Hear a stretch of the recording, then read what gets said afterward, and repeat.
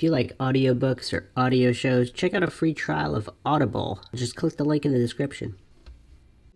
Welcome to Mindshock True Crime. You are listening to the Columbine Conspiracy Series. This is your host, Bruce McGuire. This is episode 4, Joe Stair and the Trenchcoat Mafia.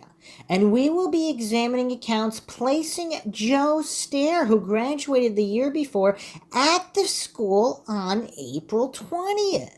Now, this doesn't mean he was a shooter, of course, but there are just so many witnesses placing him inside and around the school. Quite curious. Also curious, he apparently visited the school quite frequently, even before the 20th. So he's part of these Trenchcoat Mafia members either expelled, transferred, dropped out, or graduated that seem to be constantly visiting the school in the months prior. And were all cited day of, April 20th. Quite curious. The coincidence theorists hallucinate that it's all irrelevant, or they pretend that all these dozens and dozens of sightings don't exist. But we're looking at the actual documents in the Columbine report. Tens of thousands of pages released here. The 11,000 pages referring to eyewitness testimony. And of course, we don't know how many thousands or tens of thousands or hundreds of thousands of pages not released. All quite curious for something that is as simple as just two guys that were completely unassisted executing this tragic school shooting. And this is, of course, Mindshock, where the only thing we know for sure is that we don't know anything for sure, where we will logically examine every aspect of every case without falling for logical fallacies, like the Dunning-Kruger crowd and all of these coincidence theorists out there that just believe these official narratives on the idiot box on blind faith alone, without actually logically examining anything, which is, of course, the basis of actual science, of actually being able to determine what can be verified and what can't be verified. I mean, how often are the idiot box narratives true, just looking at the past 100 years? So again, that doesn't mean there's some kind of vast conspiracy. That just means that certain individuals that were steering the narrative here in the Columbine case, it's just a lot neater if only two guys did it and they killed themselves. It just wraps up nicely in a neat little package. Anybody making trouble and citing any other types of individuals who are not Eric Harris or Dylan Klebold, that just causes too much trouble. So they just tried to gaslight all of these young students who went through this trauma and pretend and they told them they didn't see what they actually saw. Now, maybe they were mistaken, but they were there. And we're not talking about one or two people here. There's over 100 accounts here, and we're going to go over every single one of them because this is Mindshock. As always, if you enjoy the podcast, find it interesting to donate to our PayPal, just check the link in the description. Make sure you subscribe to the channel, hit that bell for notifications. Make sure you allow your device to have those notifications come through. Or you can just go to youtube.com/Mindshock. Like and share this podcast, Twitter, Facebook, Reddit, Patreon. You can also become a patron, support the channel that way. You can also be a guest on the podcast depending on your tier. Questions, comments, theories, thoughts, suggestions, rebuttals, debunkings of any kind, leave them in the comment section. Just make sure you're at least the children's level, English comprehension level. That does not seem to be the case for so many of these Dunning-Kruger goofs and coincidence theorists that just come out of the woodwork to prove. It's like they get a kick out of proving they don't even understand what was presented. Before you even agree, disagree, at least understand what's presented. I guess that's too much to ask for in this day and age, but it does bring quite some entertainment value, so I don't want to completely discourage them, but apparently every time I make that warning for at least a basic English comprehension level and basic understanding of logic and reason, it seems to actually bring even more of the Dunning-Kruger goofs out of the woodwork. But either way, I'll continue to experiment with and without disclaimers. So let's get right into it. Okay, let's move on to Joe Stair, one of the original members of the Trenchcoat Mafia. And we'll look at his demeanor. And also, we'll look at Chris Morris next. We'll look at his demeanor. We'll look at Brian Sargent, Robert Perry, Nate Dykman, of course, Eric Veek. All of these individuals, there's notably different demeanors in these interviews. I mean, it's really bizarre. Joe Stair is just laughing about the whole thing. It's really, really bizarre. It's very, very bizarre. I don't know what to make of it. Let's listen to this interview. Bomb experts inside the school tell NBC News the two suspects who died in the attack carried pipe bombs in 2 backpacks and hid other bombs in a car parked outside, returning to the car during the attack to get more bombs. Sources also say the two suspects rigged 8 to 10 homemade grenades to their vests, CO2 cans topped with gunpowder and a match, ignited by striking the match against flint-like material attached to their coats, a system designed to allow them to shoot with one hand and throw grenades with the other simultaneously, something bomb experts say they've never seen before. One of the founders of the group, called the Trenchcoat Mafia, tells NBC News 4 of them have been questioned by police. Joe Stair says none of the other Trenchcoat Mafia knew of the specific plan to attack the school, but did expect some revenge on athletes at Columbine High after 4 years of battles. We hated each other. We really did. The athletes would threaten us, leave notes in lockers. As they were driving by, they'd throw glass bottles and rocks and things at us. And so their large hatred built up between the two groups. Stair says Harris and Klebold asked for no help. He says some members of the Trenchcoat Mafia, including himself, did make pipe bombs frequently as, quote, something to do. But he says the two suspects knew enough about planning an attack and making bombs to pull it off alone. They knew how to make just about every type of explosive that you could make using household products. This guy just can't help but smile. Is this a normal reaction to a tragedy? I mean, it's really bizarre. It's really, really bizarre. We're going to compare it to other interviews, but it's like he can't help but smile. Now, certain individuals are just always nervous or nervous on camera. Is he one of these types of individuals? I don't know. Did he truly have nothing to do with any of this?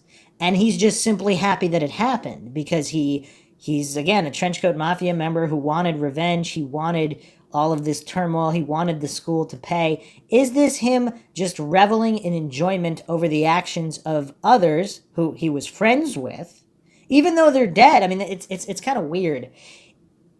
What would even associate? I mean, I don't know. If he was truly friends with them, wouldn't he at least be sad for them, even if he was happy about, jocks getting killed or the school getting what it deserved in his opinion? Wouldn't he still be sad that his friends are dead? But instead, he can't stop grinning. Or is this type of a duper's delight where he participated and he knows he's getting off scot-free? Was there some kind of immunity granted? And he's just really happy about it because now he can go on camera. He can do all these appearances. This was April 23rd, 1999. This is 3 days later. This guy can't stop smiling. Really, really bizarre. So he has been described tall and gangly, just like Dylan, about 6 feet tall or taller. Again, all these Trenchcoat Mafia members seem to be extremely tall individuals. Could he be confused with Dylan Klebold? Certain individuals did say some guy had a mustache. Now, Joe Stair has these sideburns. Again, we were still going over, and we have to go back to... We were still going over Tony Samaro's testimony regarding the sideburns, because he saw very, very prominent sideburns. Is that a weird thing to be confused about? Because he couldn't remember a lot of other details, but the sideburns jumped out at him. And again, Dylan Klebold clearly has no sideburns. I mean, not even close. Whereas Brooks Brown has sideburns, but he doesn't really have long enough hair. But Joe Stair does fit this description of somebody with sideburns. Very, very curious. Very curious. And let's look more at Joe Stair. There's another post by Star Viego regarding Joe Stair. He posted this July 31st, 2003, or at least this was copied on that date if it was posted earlier. The case against Joe Stair. Joe Stair was one of at least 4 Trenchcoat Mafia members who were detained in the immediate aftermath of Columbine High School. He was interviewed for about 2 hours somewhere, probably not just at the command post, and then driven home at around 3:30 p.m. Was he one of the perpetrators, even if so far no named eyewitnesses say they saw him with a gun? So apparently he was witnessed at the school but without a gun. Now this is a guy who doesn't even go to the school. So why are all these witnesses spotting him? So actually, before we get to the witnesses that spotted Joe Stair, let's look at the 11K report. So this would be Joseph Stair, pages 10,889 to 10,896. This is Denver Police Department, filed by Nick Rogers. April 20th, 1999, approximately 11:50, myself and Detective D. Wyckoff responded to Columbine High School on shots fired. Upon arrival, we were directed to begin a search of the surrounding area of the high school for any possible explosives. After a search of the area, I was then directed to respond to a library west of the scene to debrief witnesses as they came out of the school. I began interviews of kids that had come out of the school, and during the interviews was directed to a young man who was identified as an ex-member of the Trenchcoat Mafia. I began to interview this party. During the interview, he related that he was no longer a member of this group, but did give me an idea of the group mentality. He went on to relate that the active members were known to him as Christopher and Robert, both seniors. I'm assuming he's talking about Chris Morris and Robert Perry here. I was then told that these parties have extensive knowledge in military tactics, as well as tripwires and pipe bombs. Curious that they did not tell him anything about Eric Harris and Dylan Klebold. He was told about Christopher and Robert. I immediately contacted the command post and related this information. I then contacted the Jeffco investigators who took this party to be interviewed elsewhere. I then began to coordinate with the other investigators relating any intelligence information to the command center that was obtained from the interviews. And in parentheses, it says Joseph Stair here. Does that mean this was Joseph Stair at Columbine High School? So he was there? I don't know. That's the report from the day. Now here we have a follow-up. This is document 10,892. The date of this report is May 13th, 1999. Title of report, Interview of Joseph Stair, Detective Marcus L. Fontaine. On May 12th, 1999, at approximately 1200 hours, Denver Police Detective Marcus L. Fontaine and Joel Bell interviewed Joseph Stair. The interview took place at this address, Littleton, Colorado. Stair's girlfriend, Laura Bryan, was present part of the time. During the interview, Stair related the following information. Stair stated that on April 20th, 1999, he woke up at approximately 1 o'clock. Stair ate, then played video games at home at approximately 1200 hours, at approximately... It's unclear, so he must have meant 1100 hours. Stair ate, then played video games at home. At approximately 1200 hours, his sister Amanda Stair called home and spoke to his mother, and that is when he first heard of the shootings at Columbine. Stair watched the news for an hour or so, then he and his mother responded to the library near Columbine High School to pick up Amanda. Stair was briefly interviewed by a police officer at the library. That officer took Stair to the command post, where Stair spent another 10 to 15 minutes being interviewed. Amanda went home with her mother while Stair was being interviewed. After the interview, Stair was driven home by a police officer. By the time Stair arrived at his home, it was approximately 3:30. Stair reported to work at 4. Arby's at Littleton Boulevard and Broadway. As far as the Trenchcoat Mafia is concerned, Stair stated that he's one of the founders. Stair stated that he, along with Chris Morris, John Beecham, Eric Dutro, and Corey Friesen, started the group around 1994 or 1995. So this is the earliest timeline for the formation. We went over the other timelines, which were closer to 96. Stair stated that they all shared the same interest in movies, video games, and bowling. So there you have it. Apparently bowling goes back to the very foundation in 94 to 95. Stair stated that he met Eric Harris and Dylan Klebold through Chris Morris approximately 2 years ago. So roughly 97. Stair added that he hung out with Harris and Klebold only occasionally and didn't know them very well outside of school.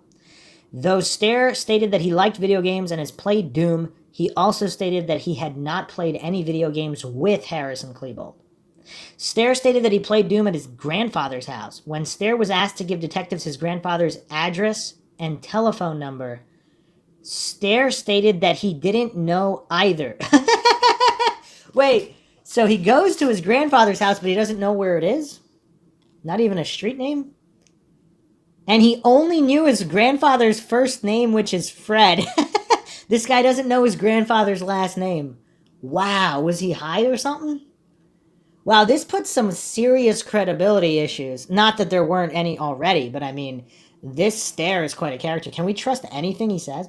Stair has a computer which he stated was built by Eric Jackson in June of 1998 for Stair's birthday. Stair stated he had never communicated with Harris or Klebold via computer, though they had mentioned to him they had a website. Stair stated that he wasn't interested in Harris and Klebold's website. Stair stated that he talks online to Brian Sargent, John Beecham, and Tad Bowles occasionally. Interesting. So he is connected to Tad Bowles as well. Stair signed a consent for his computer to be searched and provided his password, which is Natasha, and his screen name, which is Durnock. I like how the police just gave his password out. I mean, sure, this is 99, so I mean, maybe there's not a lot of online accounts, but it's possible he used that same password for other things. Not that that's not exactly the most secure password, a random first name, but... Stair stated that the last time he saw Harrison Klebold was around December of 1998, around Columbine High School. Stair stated that they were in Klebold's BMW. He talked with them and smoked a few cigarettes for a while, then left the area. Stair stated that he has not had any contact with either of the two since. And I wonder how many of these Trenchcoat Mafia members are lying about all this information in order to distance themselves.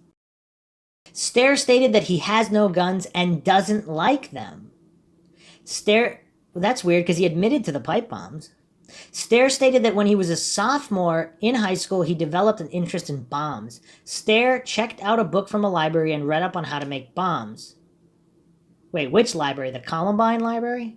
So were there a bunch of bomb-making books in the Columbine High School library? This book taught Stair about napalm B, field-to-air explosives, and Molotov cocktails. Stair stated that he was no longer interested in bombs. Stair stated that he pays his mother $200 per month rent for living in the house and occupying the northeast basement bedroom. Stair signed a consent for Detective Fontaine and Bell to search his bedroom. While searching the bedroom, detectives noticed newspaper articles about a previous murder-suicide involving a former Columbine student killing his stepfather, then killing himself.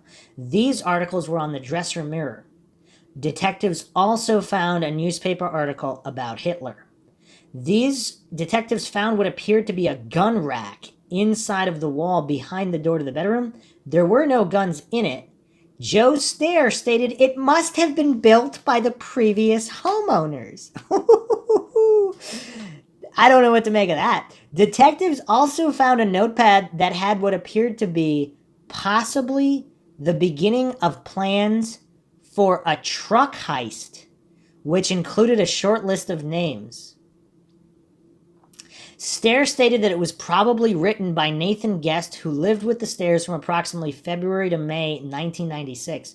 So he just left a notepad there for 3 years, a notepad with plans for a truck heist, and then blamed it on the previous resident. Detectives also found a blue folder which contained miscellaneous papers and a photo of Stair and Eric Dutroux. Detectives noticed a dark-colored trench coat hanging on the closet door. Detective Fontaine asked Stair if the detectives could take the trench coat, the blue folder, and the Hitler article, and the notepad. Stair agreed.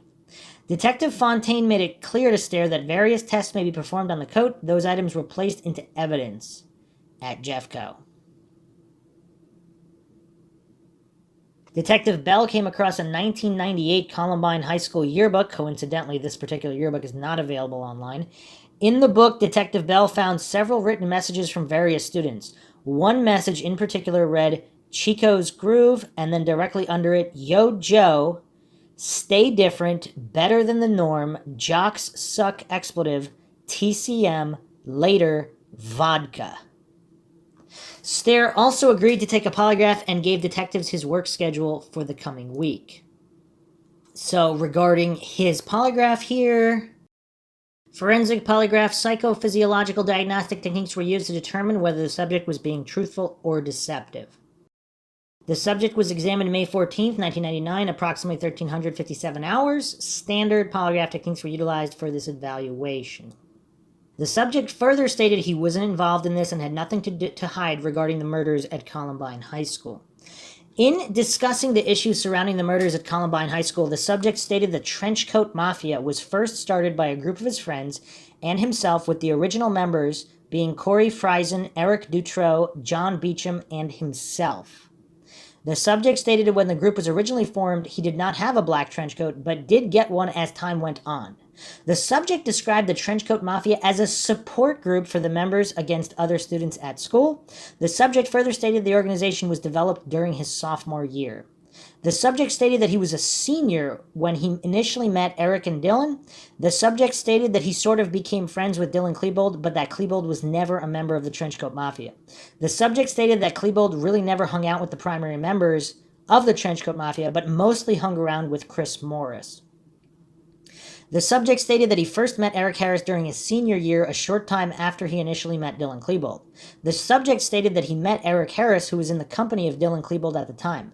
The subject stated that Eric Harris was also not a member of the Trenchcoat Mafia, and in fact hung out less with the members of the Trenchcoat Mafia than what Dylan Klebold did. The subject further stated he did not get to know either of them very well, but would see Eric Harris and Dylan Klebold at lunchtime. The subject stated that he never got to be good friends with either one of them and that he never socialized with them outside the school. The subject stated that the last time he saw Eric Harris and Dylan Klebold was 6 or 7 months ago. The subject stated that they were together and parked in Dylan Klebold's car near Columbine High School. The subject stated that he was walking to work during the time, observed them parked along the street with Chris Morris in the car. The subject stated that he hopped in the car, during which they listened to the stereo, caught up on old times. The subject further stated that he never communicated with either Harris or Klebold by phone or computer. The subject further added he had no close ties with either Harris or Klebold. He keeps repeating that. The subject stated that Harris and Klebold never talked to him about doing anything like they did at Columbine High School. The subject stated that they would say something like, "I'm going to get back at that guy," or "I'm going to kill him," but that this was always said in a joking manner. The subject further stated that they would also say such things as they were going to burn the school to the ground or blow it up. According to the subject, half the students said something like this, with it also being said in a joking manner. And again, let's not forget, Scott Fusilier was a student at Columbine who had produced a video in 1997 with several other students, including a close friend of the suspects. Was the one who made the Get Smart parody where he actually blew up the school in the video. Just curious there. Just the coincidence never ends. Then his father's an FBI agent who's in charge of the investigation. I mean, really weird. Next, we'll be getting to Chris Morris and Friesen after we finish with Stair here. The subject stated he was completely shocked when they did this on April 20th. The subject further added that his sister was in the library when the thing began and that he is glad that she is okay. And that's one of the primary pieces of evidence that Stair didn't know. Or perhaps he did know and they gave him the wrong day on purpose because they couldn't trust the Trenchcoat Mafia guys.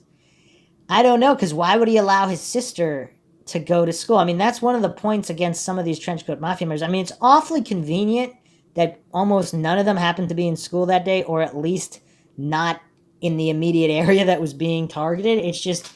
It's awfully convenient. I mean, I don't know what to make about that, because we're talking a dozen or so individuals here. I mean, I don't know. Then again, John Savage is listed as being a member of the Trenchcoat Mafia, and he was let go to walk free. So that is curious. So the guy that was in the immediate area was allowed to leave. The subject stated April 20th, 1999, he was home in the morning, got up around 11, at which time he played video games until his sister telephoned home. The subject stated that his sister then advised him and other family members of what was taking place at Columbine High School regarding this incident. The subject stated that his sister telephoned their home between 11:30 and 12 and informed them at that time of the armed attack taking place at Columbine. The subject stated that his mother and he watched the event on TV for the next hour, with him adding that his mother was in no condition to drive because of this event upsetting her so much. The subject stated he had no idea who could be doing this while he was watching the event on TV, though they mentioned the fact that members of the Trenchcoat Mafia were possibly involved in the incident. The subject further stated that he was completely shocked when he learned that the primary suspects were Harris and Klebold. The subject stated that neither Harris or Klebold ever talked about guns or making bombs or explosive devices with him. The subject stated that he personally learned how to make a bomb from several books that he obtained from the library, but that he personally never made one. The subject further admitted that he had never fired or even held a gun in his life. The subject also added that he never went with anyone who even practiced shooting guns. The subject stated the last time he was on Columbine High School property was 2 months ago, and that this last time he was in the school building was approximately 9 months ago. And of course, there are many individuals who have stated the conflicting information about that. The subject further added that he does not know who could have helped Eric Harris and Dylan Klebold plan out the incident that took place at Columbine High School. There were no further statements made by the subject during the pre-test portion of the interview. The subject was examined with an Acceton computerized polygraph system, which is periodically calibrated to ensure its accuracy and reliability. The instrument was correctly calibrated and in proper working condition when the examination was conducted. 4 polygraph charts were administered on the subject. Polygraphs 2, 3, and 4 contain following relevant questions. 4, regarding Columbine High School, did you personally participate in planning the armed attack? Answer, no. 6, on April 20th, 99, did you know for sure an armed attack would occur at Columbine High School? Answer, no. I think another question they should have asked is, did you have any idea that that an armed attack could possibly take place, not necessarily on that day? 8, regarding Columbine High School, did you knowingly provide any of the weapons used in the armed attack? Answer, no. The subject's psychophysiological responses to the foregoing relevant questions were indicative of him answering the questions truthfully. So there you go. He passed his polygraph, although since the polygraph was administered a month later, was the fix already in? I mean, again, who knows, depending on how deep of a conspiracy one believes. So let's go to the case against Joe Stair here. Leah Murphy, 3828, in the cafeteria, notices commotion, northwest door. I saw a guy recognized as redacted. He was running. Stair had his blonde hair down. It's past his shoulders. He's about 6 foot tall. Skinny, he is wearing a long black trench coat. I saw nothing in his hands. He was observed a short distance from whatever was going on at the door. My thought was that redacted was involved if there was a fight. Stair named in the cafeteria map, page 3830. Leah also immediately picked him out of a photo lineup. I asked Leah if she was certain that the individual was redacted. Leah said, oh yeah, I'm certain. I saw his face full on. I remember seeing his face completely. She said he stood in place for 15 seconds. I remember him graduating last year. Dylan Klebold didn't graduate in 1998. She remembers him wearing makeup on his face and hand, and because of that, he stood out from other students. Page 3836. Leah recants in her third interview, which occurred October 1999. Why would she recount? I mean, she was so sure. Let's examine the testimony here. And the document number I'm getting here starts on 3827. I don't know how accurate these old-time forms are. Maybe they're a little off. But this is, Leah Murphy is 3827. So if Joe Stair is closer to, let's say, 6 foot 6'1", would she be more likely to say that he's about 6 as opposed to Dylan Klebold, 6'3", maybe looking a little taller in shoes? I mean, I don't know. But Dylan Klebold does not have long hair past his shoulders. He has long-ish wavy hair, but not really long hair past his shoulders like Joe Stair. So let's read her comment here. Now, keep in mind, these reports day of or day after, I mean, things are going to be fresh in their mind. Who knows what happened so many months later? And her testimony here, I mean, she's stating that she got a clear look at his face for 15 consecutive seconds and explicitly remembers his long hair past his shoulders and him graduating last year.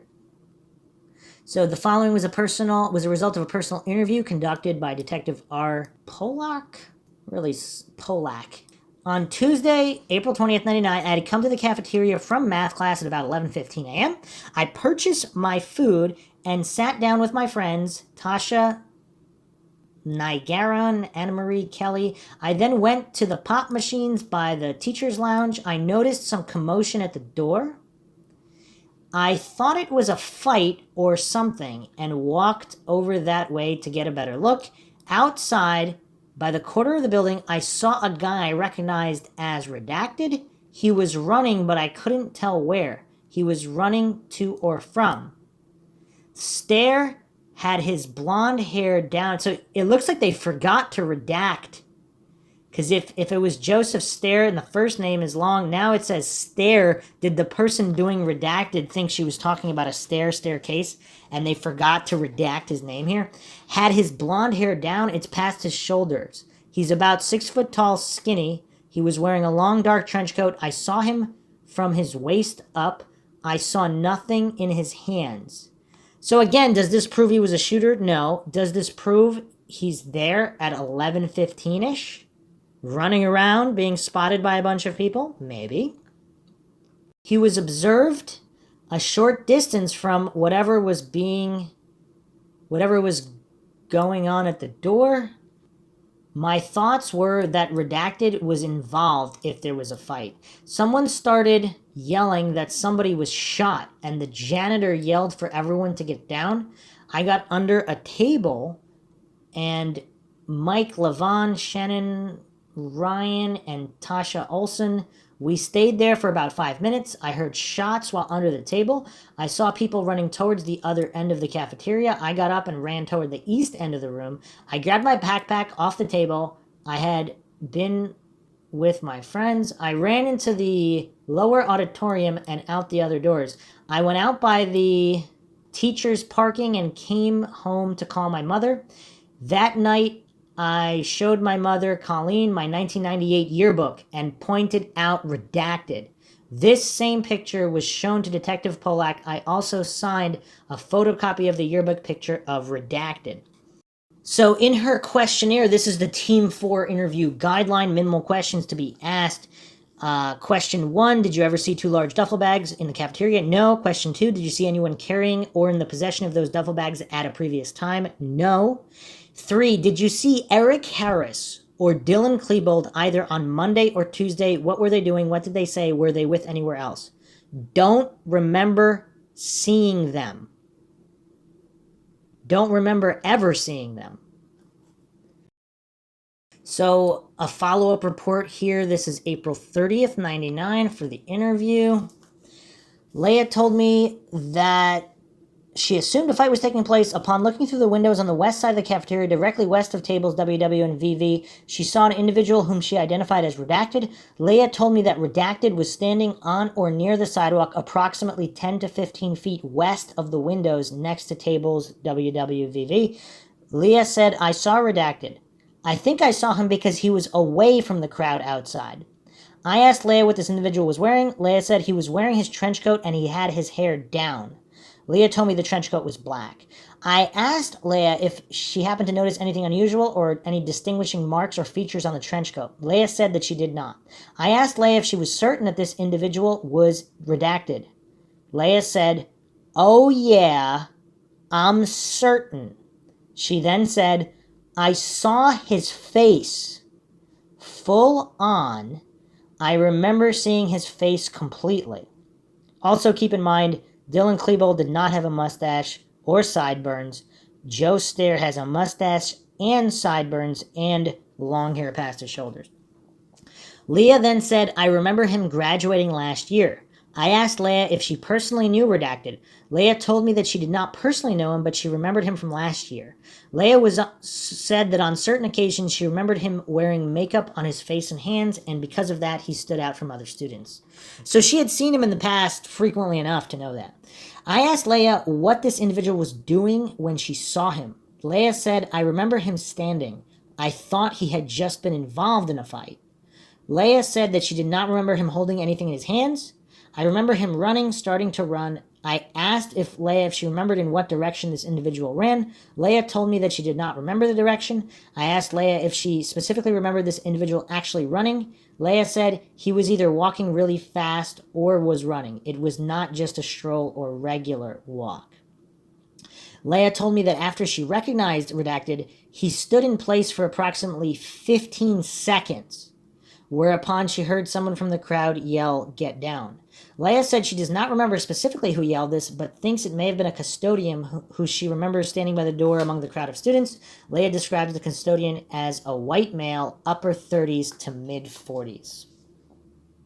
And then at the end of the interview here, Leah told me that no time while she was inside the cafeteria or later while exiting the school did she ever see anyone with a gun or anyone doing any shooting. Leah told me she did not see Eric Harris or Dylan Klebold at any time. Leah told me upon entering the cafeteria and up to the point she left the cafeteria, she did not recall any duffel bags or anything else she might consider suspicious or out of the ordinary. Leah told me that to her knowledge, up to the time when she observed Redacted standing outside and the commotion that ensued thereafter, there had been no unusual commotion taking place inside the cafeteria. Prior to concluding the interview, I presented Leah with a photo lineup to see if she could identify the individual who she had seen outside the cafeteria. Leah read and signed the photographic lineup admonition at 12:37 p.m. Leah then viewed the photo lineup showing Redacted in position number 3. Leah immediately pointed to photo number 3 and said, "That's him." Leah then signed and dated the photo lineup from photo lineup form at 12:40 p.m., marking positive identification. And photo number 3. Said photo lineup was witnessed and signed by Leah's mother, Colleen Murphy, and myself. Leah then dated and initialed photograph number 3, 12:40 p.m.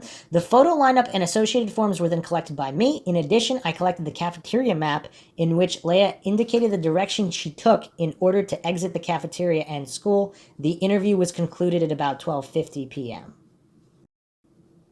So it seems a lot of these damage control interviews occurred after the facts many months later. October 27th, 99.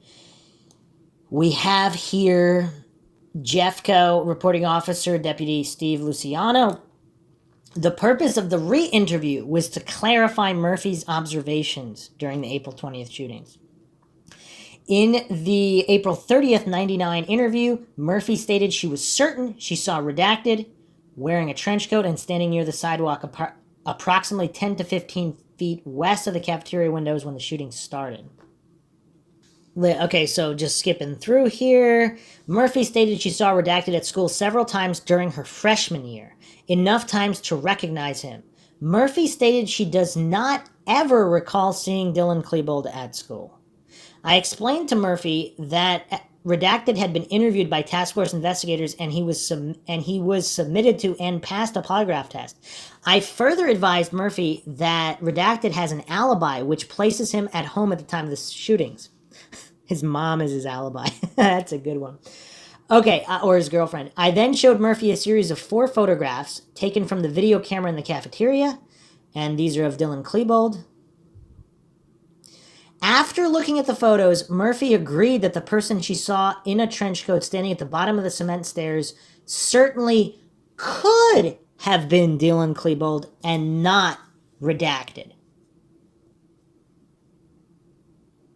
So they're basically just continuing to talk to her, making it clear that if she doesn't admit that it's Dylan Klebold, there's just going to be endless ongoing interviews. I mean, what's going on here?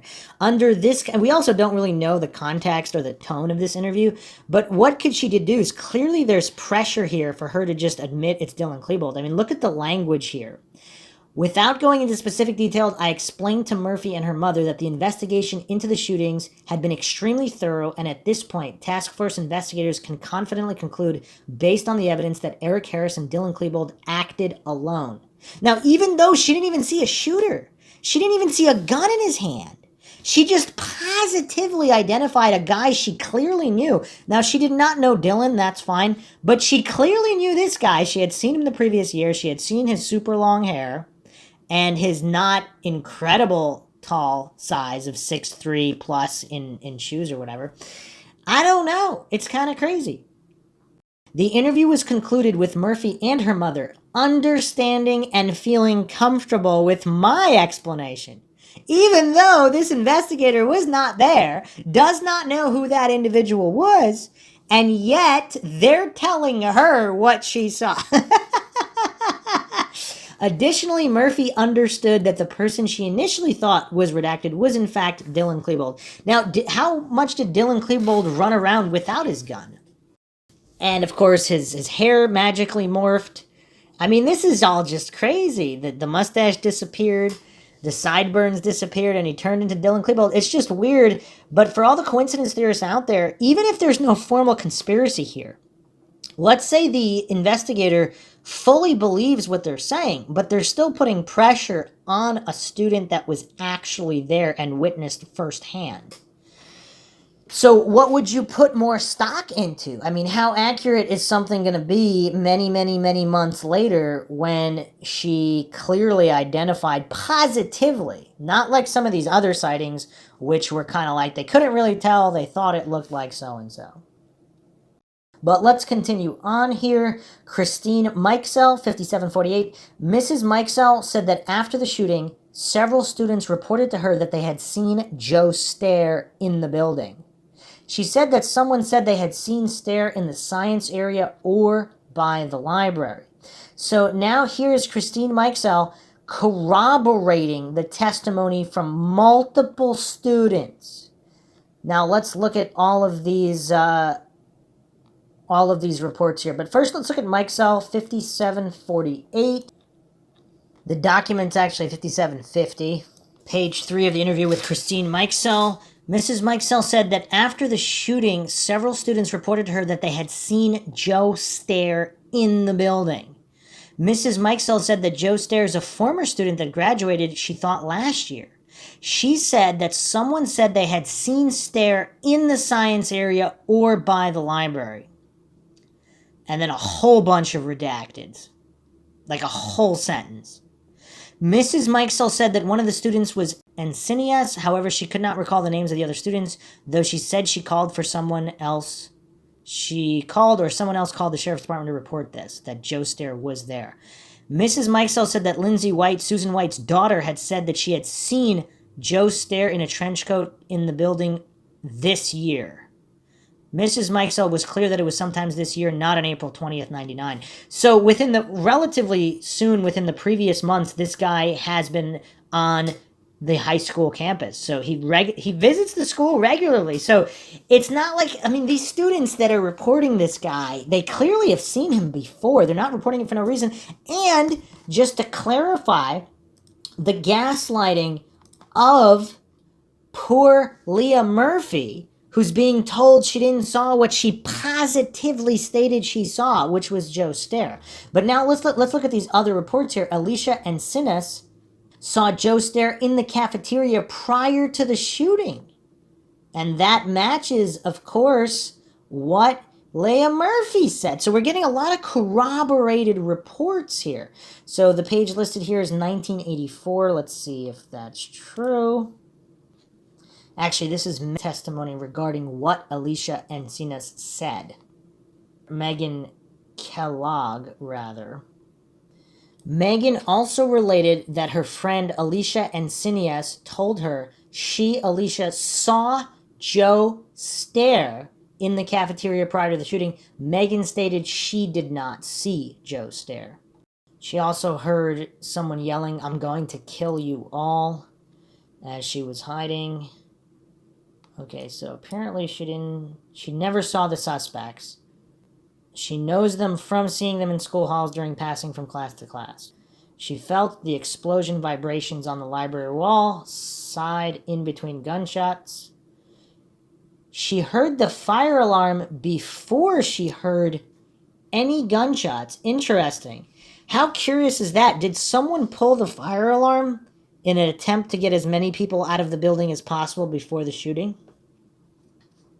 Curious. So Megan is relating that her friend Alicia Encinias told her she saw Joe Stair prior to the shooting. So let's examine that. So 2943 is listed here. Her testimonies from 2938 to 2947. And so 29:43 here. Alicia was informed that someone thought she had stated seeing Joe Stair in the cafeteria prior to the shooting at Columbine High School. Alicia stated she didn't see Redacted, but heard someone during the shooting state, Redacted, where are you? I got 3 of them.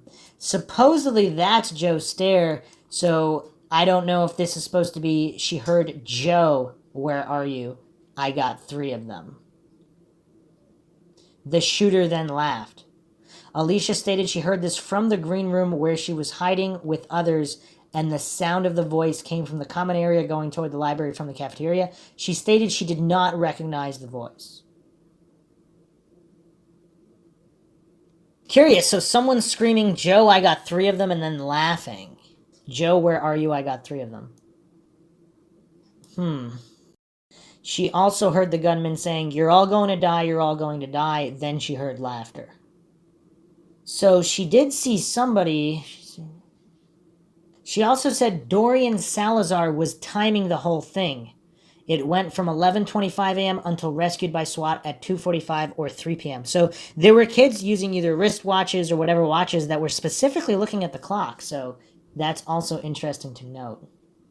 Alicia was asked to describe the gunman. She stated he was a white male, 6'2", dark brown hair, shoulder length, with a black hat on. The bill of the hat was in the front, which is curious. That is curious as well, because everybody wears their hats backwards.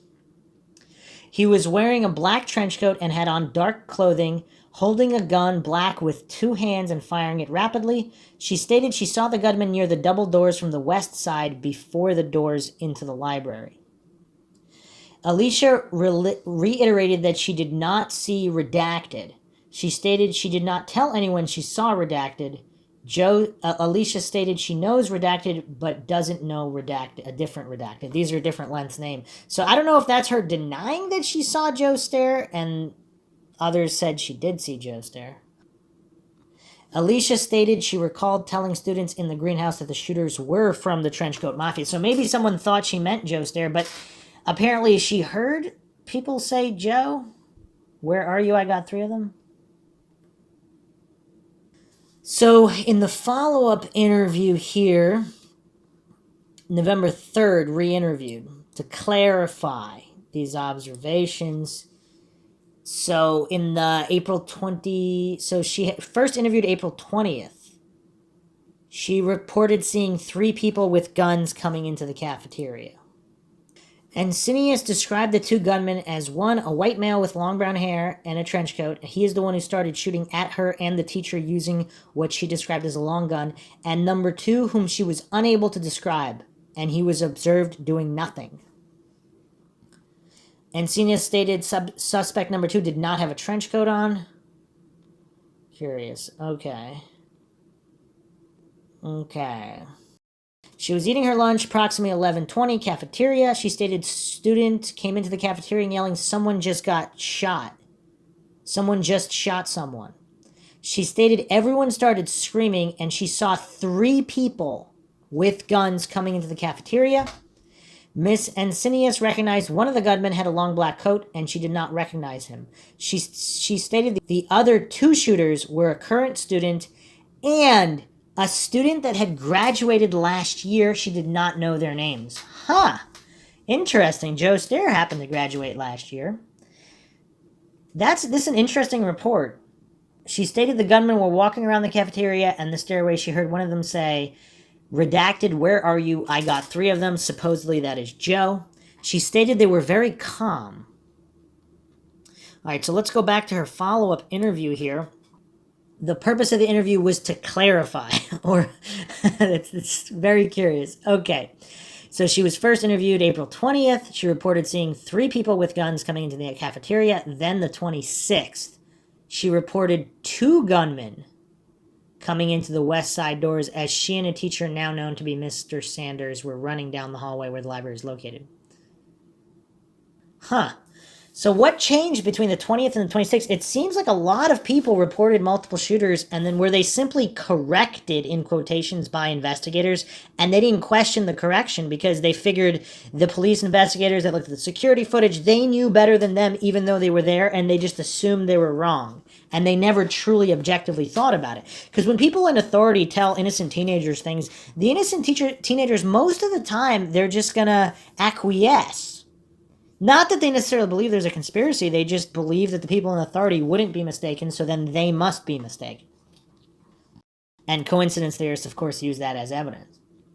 So as I began my interview with Alicia, I asked her if she still believed she saw 3 people with guns coming into the cafeteria. Alicia told me no, that she never saw anyone coming into the cafeteria with guns. So not 3 people, but 0 people.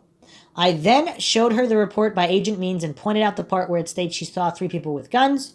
Alicia told me that part of the report is not accurate, and she doesn't recall making that statement.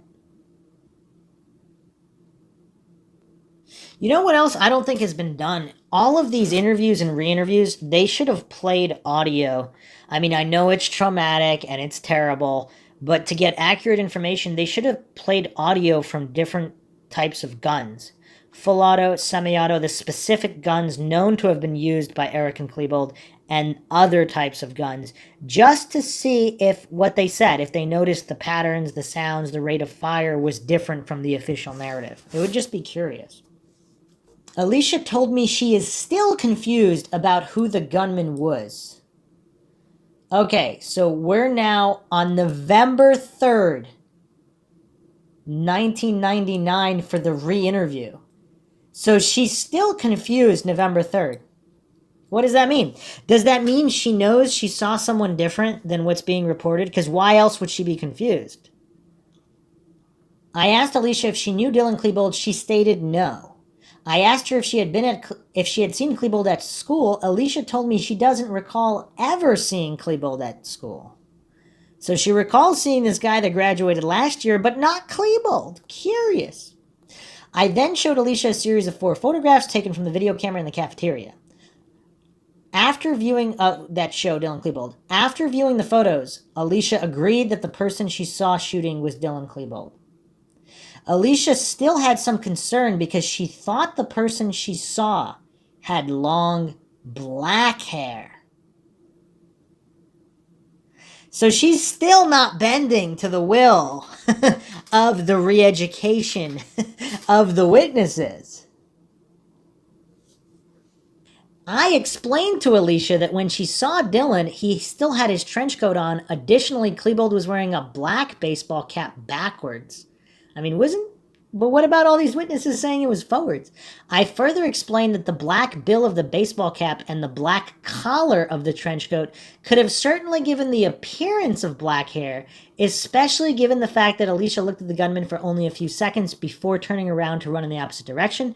Alicia agreed with the explanation. The interview was concluded with Alicia and her mother having no concerns in reference to an additional gunman.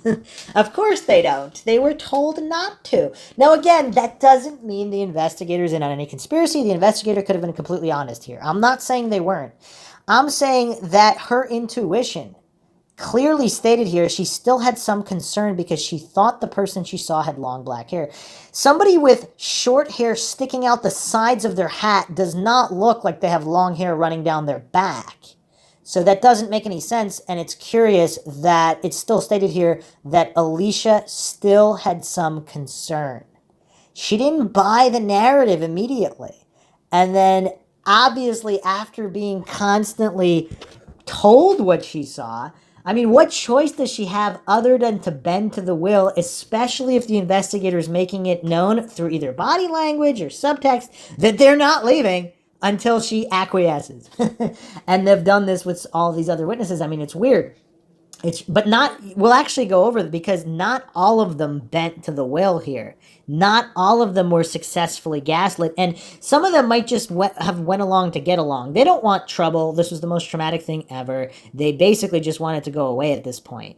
What are they going to do? Go against FBI and investigators? I mean, it's weird. They're not going to want to cause trouble. But a few stuck to their original story, and we'll be getting into them later.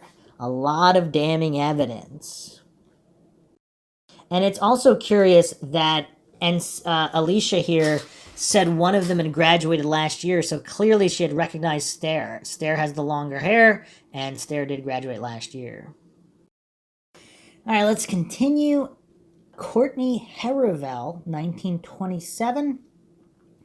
She also heard in the green room, in the science hall, Joe, I have 3 of them in here. Heravel is a sophomore at Columbine High School. Her 5th period class is biology with Miss Williams. The class is held in Science Room 11, April 20th, 99. Heravel was in her 5th period class with Miss Williams. They were approximately 10 minutes into class when they heard students running in the hallway outside the classroom. 3 or 4 students ran into the biology classroom screaming. This group included Elisa Encinas. Right after the students entered the classroom, a male teacher, possibly Mr. Kraft or Mr. Friesen, Corey Friesman's father, is that him? Stepped into the classroom and told everyone to get down. The teacher then went back out into the hallway. All the students got down underneath their tables. The students then began to move to the back of the classroom toward a door that leads to the green room. As Heravel was moving toward the green room, she heard 3 gunshots coming from outside in the hallway. After hearing the gunshots, the students all moved into the green room. At one point, she heard who she thought was a gunman say, redacted, I have 3 of them in here. She's very positive that she heard the word, I'm guessing it's Joe, and not the word yo. So the coincidence theorist attempting to explain away multiple students clearly hearing Joe, I have 3 of them in here. Apparently there's some kind of an attempt. This was May 7th, 99. There was an attempt to get everyone to believe they misheard in order to place a Joe not there and maintain the narrative. She's not bending to their will. She's very positive she heard the word Joe and not the word yo. Now this Joe is redacted here. But I'm assuming in context because there's this student that graduated last year and other individuals saying that people are seeing Joe Stair as reported clearly to many other individuals, so everything seems to add up that it is Joe. Heravel was not able to put a time to hearing that statement. Heravel never saw any gunmen while she was in her classroom or the green room. No additional students came into the green room after Miss Williams closed the door. The group was rescued at approximately 3:30 or 4 p.m. by a SWAT team. And that's a pretty large margin of error, 3:30 or 4 p.m., especially if students and or teachers are watching the clocks. Heravel did not know Eric Harris or Dylan Klebold. She did know Robin Anderson. Anderson sat in front of her in accounting class during the fall semester. Another student named Pete, last name unknown, possibly a senior, was also in the classroom and talked German to Anderson. Pete and Anderson may have dated. Ashley McKenna, 3525, supposedly heard, "Come on, Joey," from the science hallway. Now let's see if that's related to the actual shooters, and does anybody call Joe Stair Joey? Because if not, then that's not really great evidence. And McKenna is not 3525, she's 2042 to 2047, but let's see what she says. Looks like she wrote this pretty quickly. Today at Columbine High School in Miss Williams' 5th hour biology, a lot of people started running up the stairs screaming. Then I heard gunshots. Then I ran into a little greenhouse room next to our room. We heard gunshots a lot after that. One guy screamed that he wanted to die. I never saw anybody. Then the SWAT guys came and took us all out. I wasn't hurt. This is dated 3:10 p.m., this statement, on April 20th, 99. On 5/25/99 in this interview, approximately 5 to 10 minutes after getting into the greenhouse room, McKenna heard boy voices in the main hallway. One of the boy voices yelled he wanted to die. She was hearing lots of yelling by the boy voices. The statement may have been, "I want to die today." Approximately 5 to 10 minutes later, she heard one of the same boy voices yelling redacted. The statement with the name redacted was made referencing him to come to them or to go. The next thing she heard was that she thought were faint gunshots coming from an area near the front main office. The individuals did go by the door to the greenhouse room several times. McKenna could tell by the noises they were making. She could not recall the specific noises. She did hear them run up and down the stairs to the cafeteria 2 or 3 times. Approximately 30 minutes later, she heard an adult male voice state, "Put your weapon down." The voice was faint and was not outside the green room in the hallway. McKenna could not give a direction for the comment. Curious. Why would Eric or Dylan tell each other to put your weapon down? I don't know, that's weird. But these are not boy voices, so this is an adult male voice, so clearly different than the boy voices she reported earlier. The gunshots then stopped for approximately 1 hour. She then heard what she thought were more gunshots and the same boy voices outside in the hallway. She could hear running and yelling in the hallway. McKenna thought the voices and sounds she was hearing may also have been the police SWAT officers moving in the school. At approximately 2:45 p.m., SWAT officers entered the greenhouse room and began letting them out through the door in the hallway. Okay. So I don't know why some people are saying she heard Joey. I'm guessing this is in combination with other statements where Joey was not redacted. Most of this has been pretty accurate thus far, so.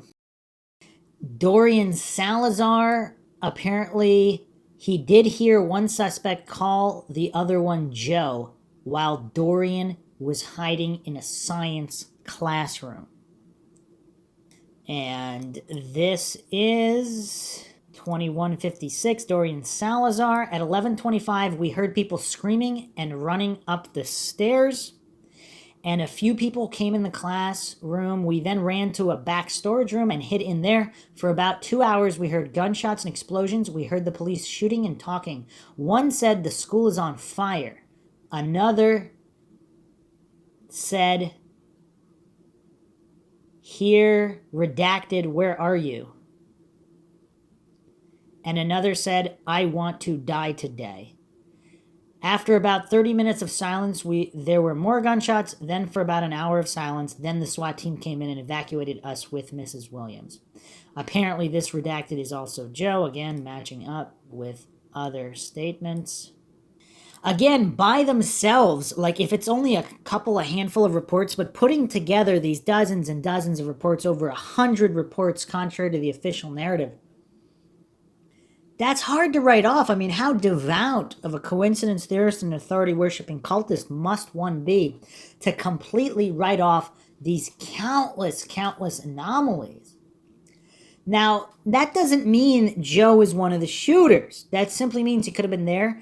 Maybe he was just hanging out while they were shooting. Maybe there's another group of people, shooters or not shooters, again, who knows, that are also just running around.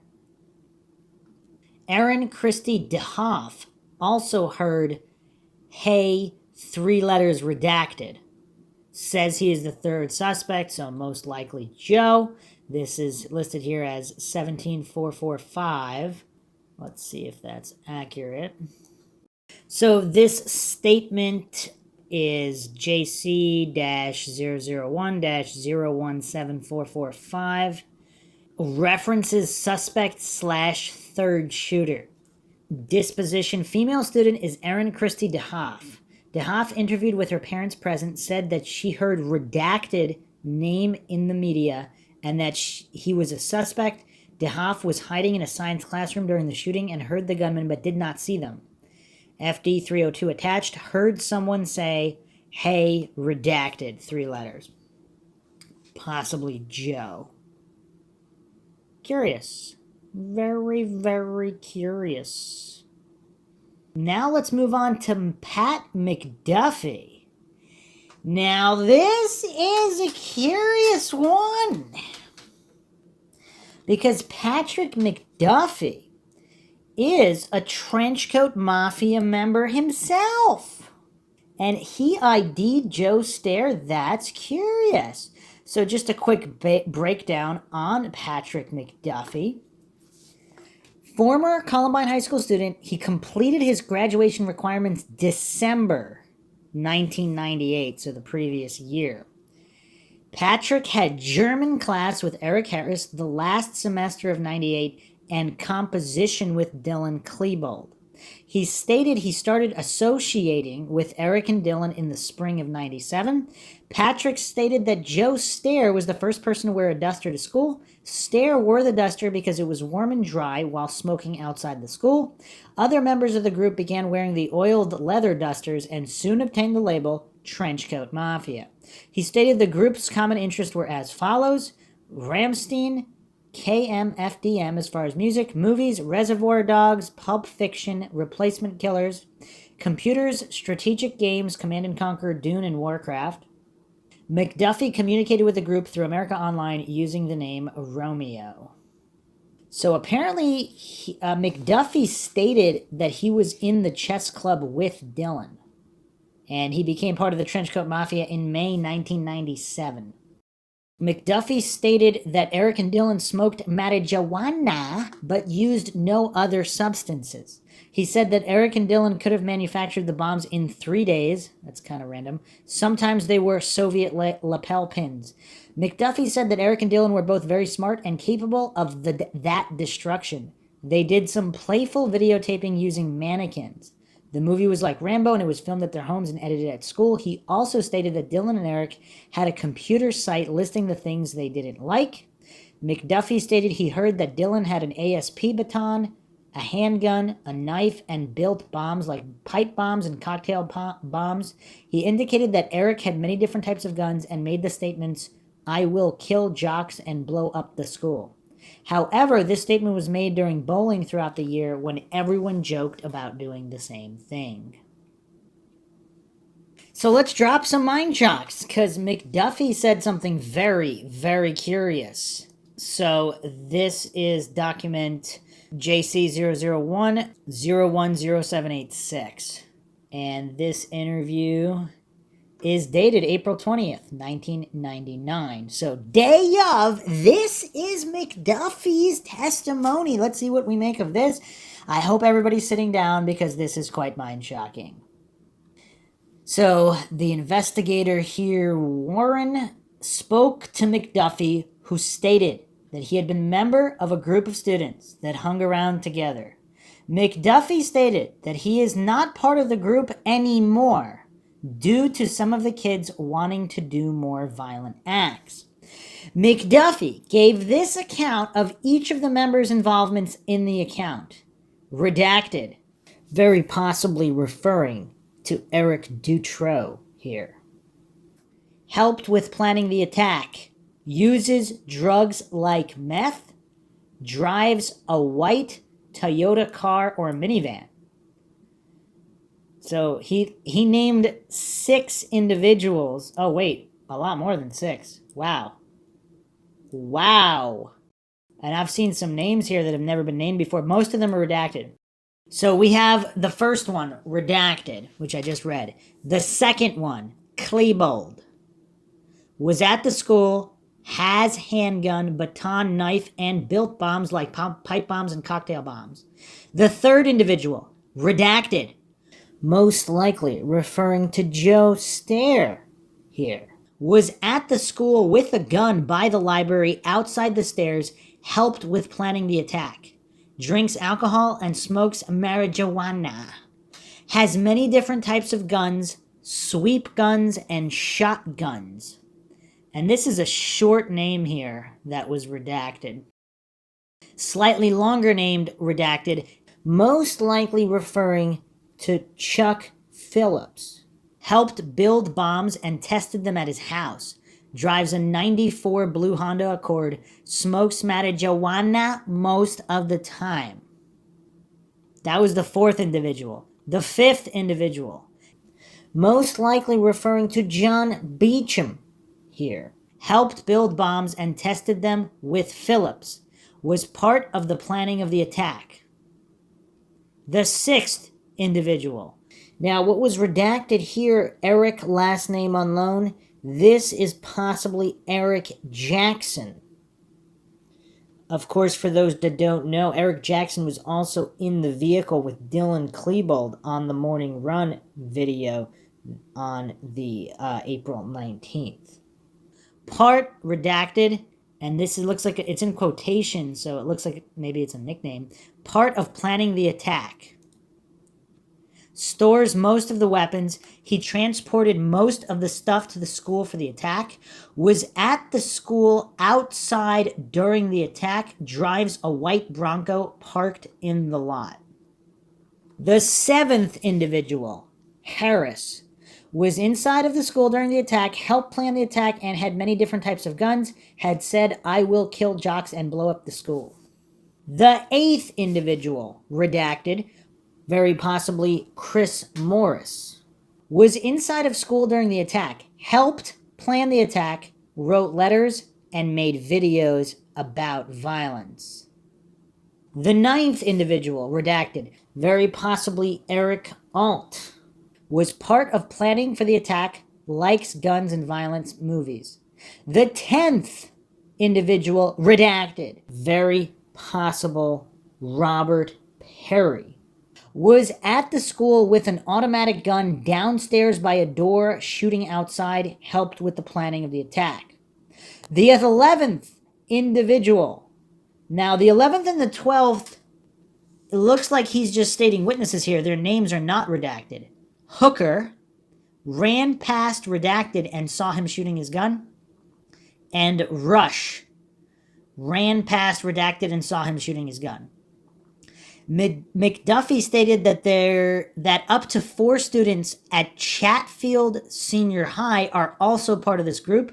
McDuffy stated he didn't know their names, but stated one is a big black male, 6'2", with short black curly hair. The other is short, 5'6", white male with blonde hair, skinny with a scar, 3 to 4 inches long on the right side of his face. McDuffy stated that up to 4 students at Bear Creek Senior High are part of the group. He was at a meeting and met John, who has red hair, wears military boots with black pants, and a chain with a dragon on it. So he named up to 4 individuals from other schools, 8 individuals between 2 other schools that are also part of the group. McDuffy stated that the group speaks in German and reads books about World War II and watches 6 Things to Do in Denver When You're Dead. McDuffy stated that the group uses all types of weapons and play war games and use bombs of all types. McDuffy stated that most of the group works at Black Jack Pizza on Pierce Street, and they meet in the parking lot most of the time. McDuffy stated most of the bombs were made and tested at Redacted's house and up in the mountains. This redacted length doesn't match Eric or Dylan's name. And Eric or Dylan's name probably wouldn't have been redacted since they weren't earlier. So this is curious. So is this report dated April 20th, 1999, the smoking gun? Is McDuffy revealing the truth before any narrative is established and before anything starts to get swept under the rug? Is he granted immunity for this? And how many of the others possibly granted immunity or simply not pursued? I mean, I just don't know what to make of this. So let's continue here. So April 21st, there's another interview, 1999, approximately 5 p.m. This is the Means and Holloway interview. While interviewing Jessica Ann Rush at her home, Jessica stated her boyfriend, Patrick McDuffy, was a member of the Trenchcoat Mafia. Patrick McDuffy was present during Rush's interview. McDuffy sat back and offered no information until investigators prompted him. Patrick McDuffy stated he was in the original Trenchcoat Mafia with Robert Perry, Joe Stair, and Chris Morris. McDuffy stated he recognized one of the shooters as redacted by the description given by Rush. He stated he felt there were 4 or 5 people involved in the shooting.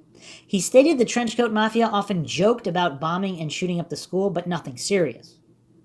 McDuffy stated Klebold and Harris were both very smart and capable of this destruction.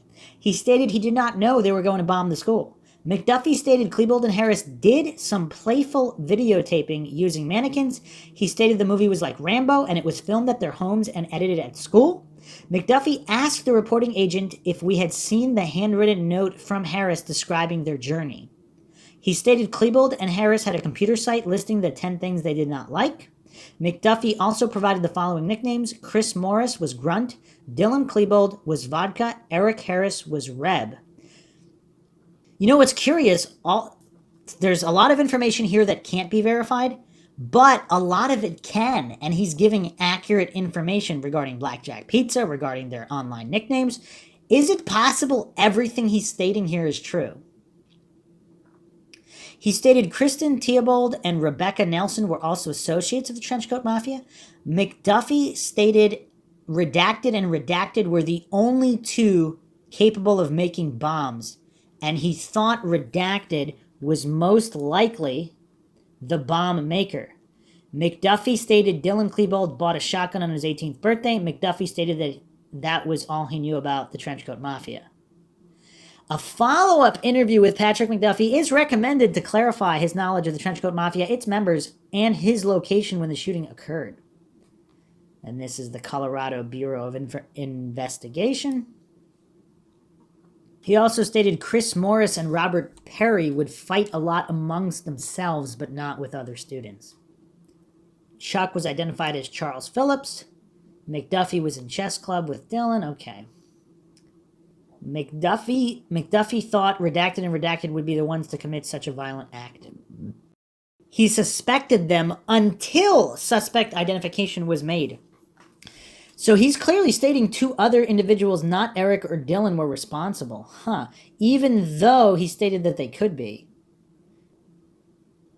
I mean, who could this be? Is he really just talking about Chris Morris and Robert Perry here? McDuffie did not think Harris or Klebold possessed weapons, but stated Charles Phillips and John Beecham may have had weapons. In 96 or 97, McDuffie was in a car with kids from Chatfield High School when they went to a field and detonated 3 pipe bombs under tree stumps. There was a total of 15 kids in 3 cars. Chris Morris and Charles Phillips were the only 2 he knew by name. The Chatfield High School guys had 6-inch pipe bombs made of PVC pipe, which they placed in holes under the stumps.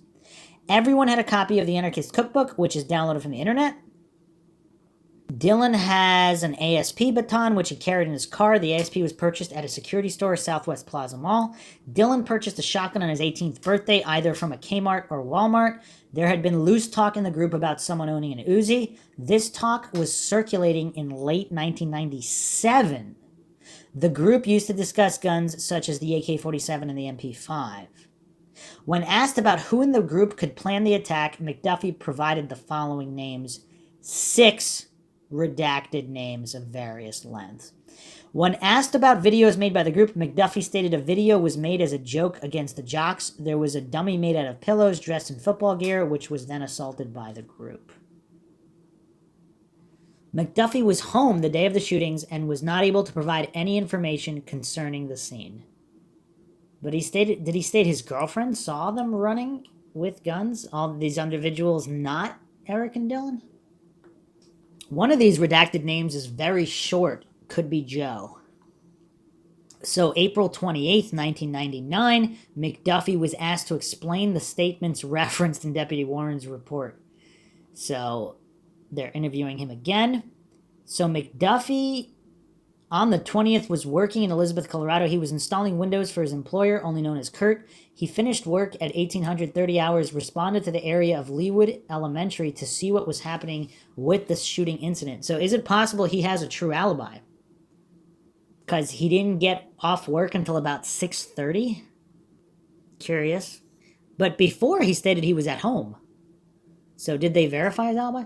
Report indicated redacted helped with the planning of the attack. McDuffie stated this was speculation on his part, and he only meant redacted possibly had helped.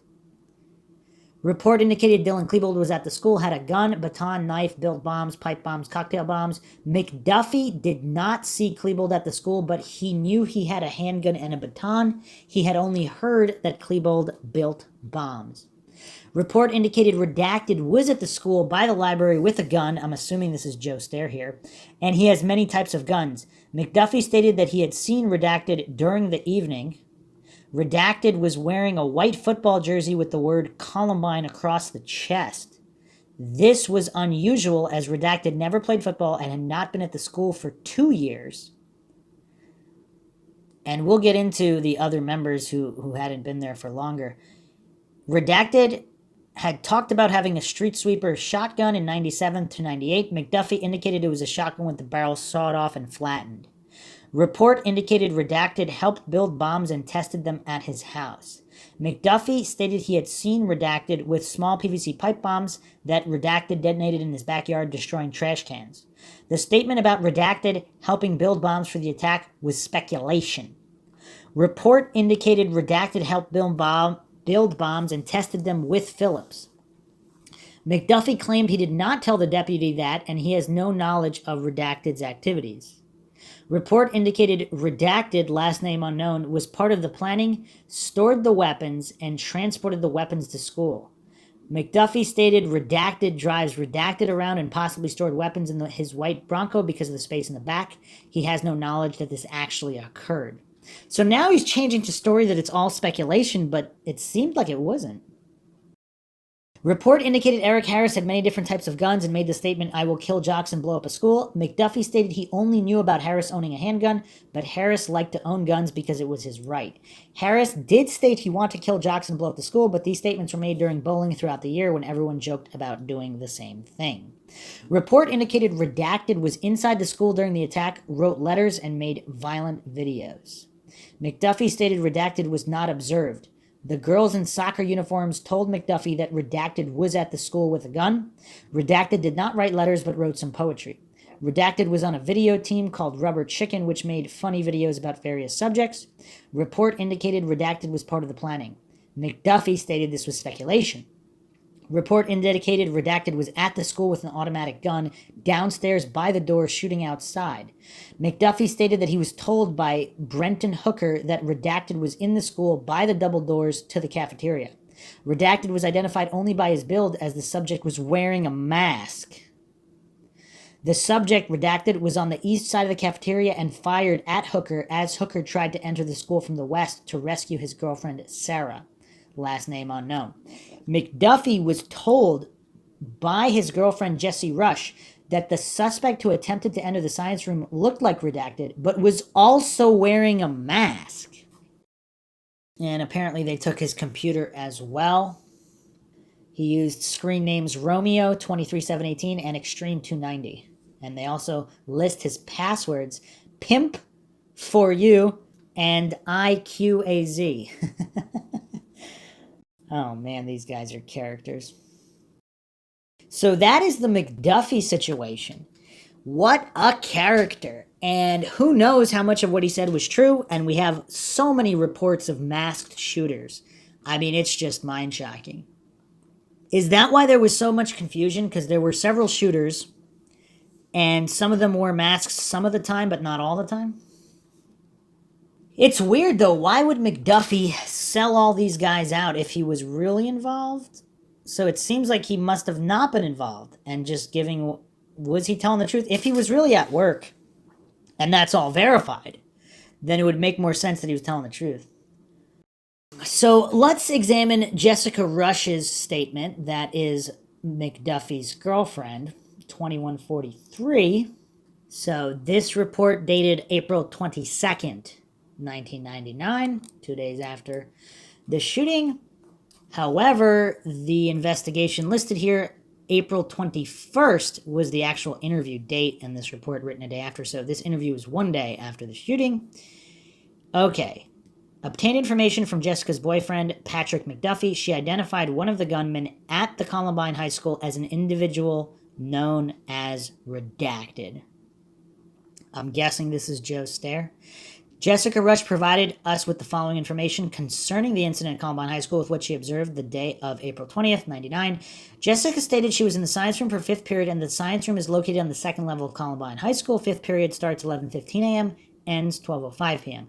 Jessica stated shortly after class had started, she heard a loud explosion in the school and initially thought it was some type of senior prank. Shortly after the loud explosion, she heard a series of gunfire accompanied by a lot of screaming and yelling from other students from within the school.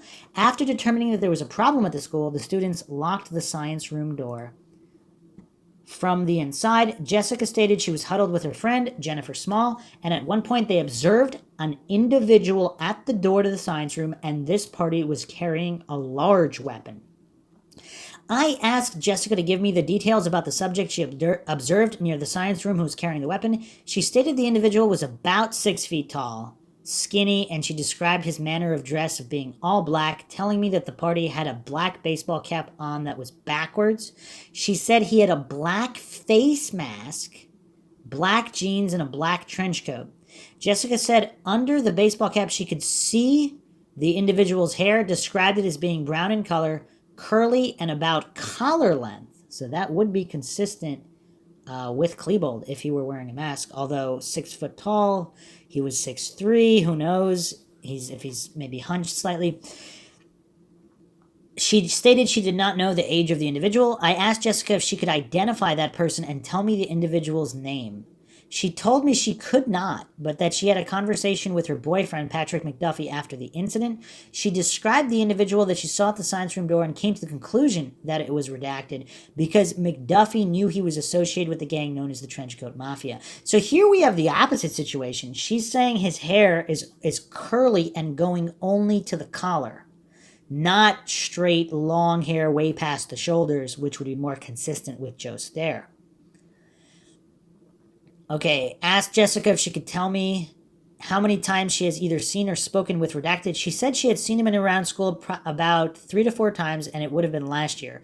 I asked Jessica how she came to the conclusion that the individual she saw at the science room door was Redacted. She stated her boyfriend, McDuffy, is associates with members of the Trenchcoat Mafia.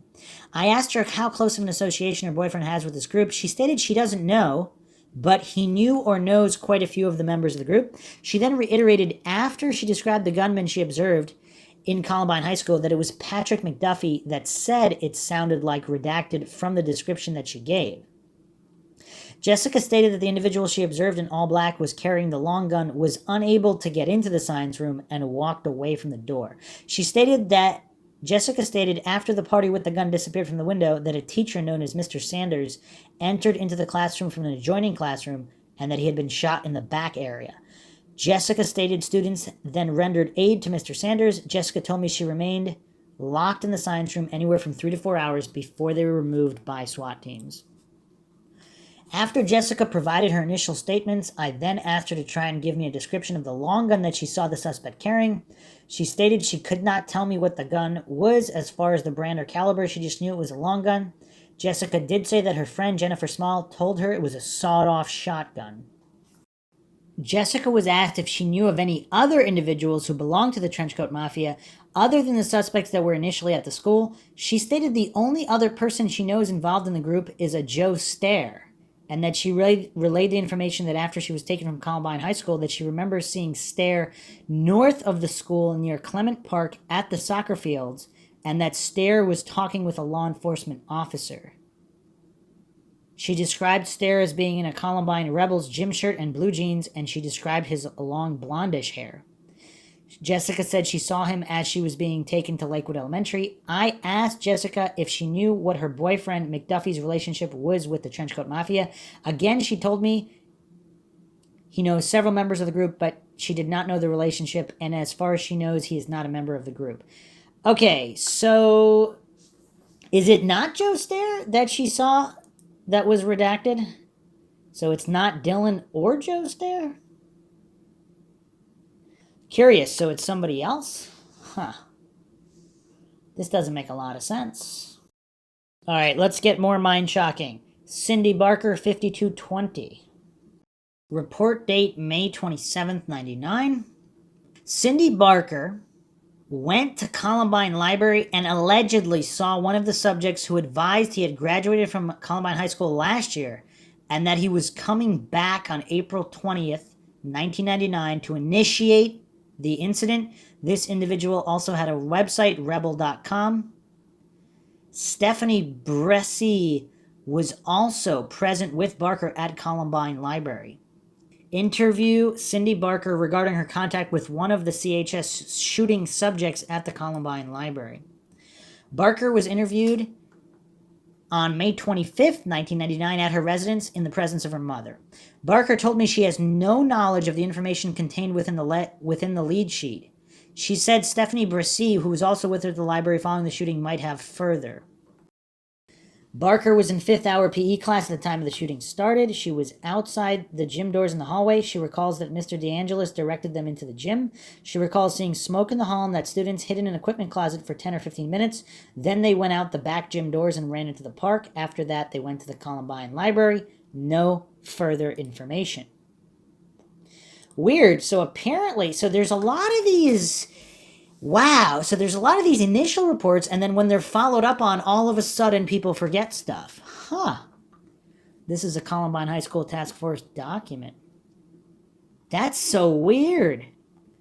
That is so weird. Did someone get to her? Let's look at Bobby Strobel's testimony, 1198. So this is a curious case. So this interview was on April 29th, 9 days later.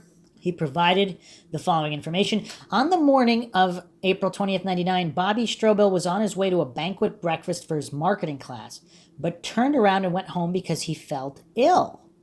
Later that morning at approximately 11:15 a.m., he drove back to the school and parked in the South student parking lot when he noticed two students standing halfway between the student lot and the West cafeteria windows. He doesn't recall what they were wearing at this distance, nor was he able to recognize them. He left his car in the parking lot and walked up towards the school front office.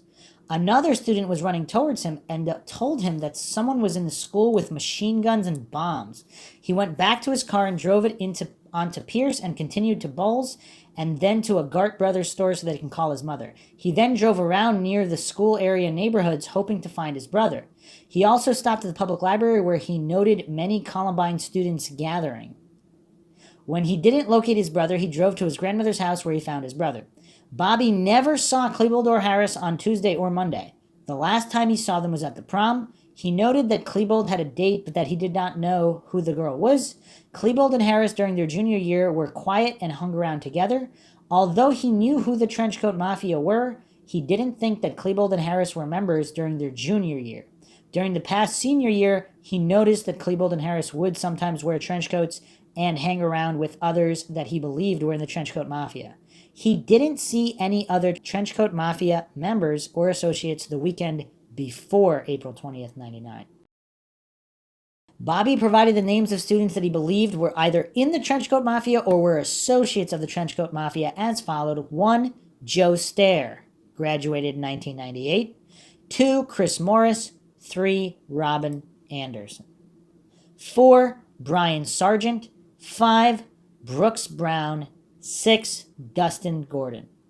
When Bobby was at the library earlier that day, he saw Joe Stair at the library. He remembers that plainclothes police officers detained Stair in the library. He stated that Stair seemed to be displaying a bad, flippant attitude, and that when he saw Stair, Stair smiled at him and gave him a thumbs up. Finally, Bobby stated that shortly after the shootings occurred, Redacted was the first person that he suspected to be involved. Curious, is he talking about Joe Stair there?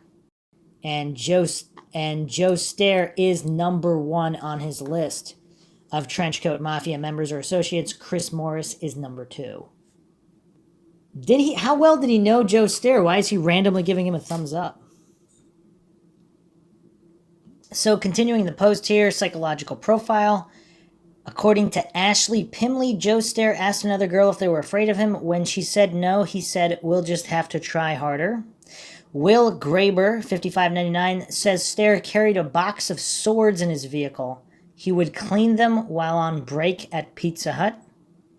Matt Riek, 5632, says Stairs was a LARP player involving car combat situations. Frank DeAngelis, 5671, says Stairs and Dutro used to provoke jocks by dancing in front of them, kissing and grabbing each other. Judy Ashlew, counselor, 6073, says Joe Stair is very alternative, painted his nails. Joe Stair is unable to cut ties with Columbine High School and is constantly seen on campus, even though he has been asked not to come onto school grounds since he is no longer a student here. So for all the coincidence theorists out there and everybody insisting that Joe Stair could not have been on campus, he has a track record of continuing to come to campus. I mean, this is weird. It's weird how the coincidence theorists maintain it couldn't have been him. Not necessarily a shooter, but simply that he was there, and he was identified. James Concilio, 6266, says Stairs liked Mortal Kombat video games. Jennifer Perlman, 7007, says Stair was really quiet around people, would wear a jean jacket with a racial slur on it. Unidentified ex-student and athlete on 10,274 document says his whole class was afraid of Stair. We thought he could carry out his threats. His threat was he would just blow up the school because he didn't like anyone there anyway. Eric Dutro, 10,687, says Joe Stair likes to role play, and we'll get into Dutro shortly as well, another Trenchcoat Mafia member. And Pat McDuffy says Stair was the first person to wear a trench coat. Richard Long, teacher. He said Mr. Long said he kicked Joe Stair out of a computer class for accessing satanic sites. This happened last year. He described Joe as weird and evil. Would that be the first way you would describe a student? Weird and evil? Alibi very weak. He says he was at home with his mom. 11:30 a.m. to 12 noon on April 20th. Then he went to Clement Park Public Library to pick up his sister Amanda when he was detained around 1 to 1:15 p.m. Neither his sister nor mother corroborate his story. Not interviewed as far as can be seen from the documents. Like all other suspects, Stair was not pressed on the validity of his alibi. Another post here, Joe's mom knew they made bombs. Joe said Eric and Dylan could have done it alone. I would say that also, wouldn't everyone? But a friend, Christian, said it had to have taken more manpower. It couldn't just have been these two. Christian LaPlante was a friend of the dead gunmen. He knew them well and what their capabilities were. He's convinced the pair had help. We can't be that stupid to think it was just these two kids. Two adults couldn't have done this. It is curious that he admitted that he was into bombs, though. McDuffy said they detonated bombs, all these other people involved in the bombs. So we have clear testimony that there were many Trenchcoat Mafia members that were into bombs and made bombs prior to Eric and Dylan. Now, that doesn't mean Eric and Dylan had help, but it's just curious, and the coincidence theorists will, of course, ignore this. And this LaPlante quote is from a Friday, April 23rd, 1999 article by Extra. Exclusive Trenchcoat Mafia founder Joe Stair, one of the founders of the Trenchcoat Mafia, reacted to the killings at Columbine High for Extra. Investigators are beginning to believe more and more that Eric Harris and Dylan Klebold could not have acted alone. The question now is, who might have helped them? Eyes are turning toward the Trenchcoat Mafia. Today, Extra spoke with one of the founders of the now infamous group who gave us his side of the story. I never expected anything like this. I thought they'd beat somebody up, but I never thought it would be anything like this. Joe Stair still can't believe his friends Eric Harris and Dylan Klebold went on a murderous rampage through Columbine High School, and this Columbine High graduate doesn't buy the conspiracy theories that could help explain how some 30 bombs were planted, and supposedly it's anywhere from 100 to 200 actually, were planted around the rambling high school, saying that Harris and Klebold were very resourceful and capable of doing it on their own. Joe's mom, Lori, says that she was fully aware of the group's interest in bomb making. Extra asked, why did Joe research bombs? We did it out of boredom. We were interested in a lot of things.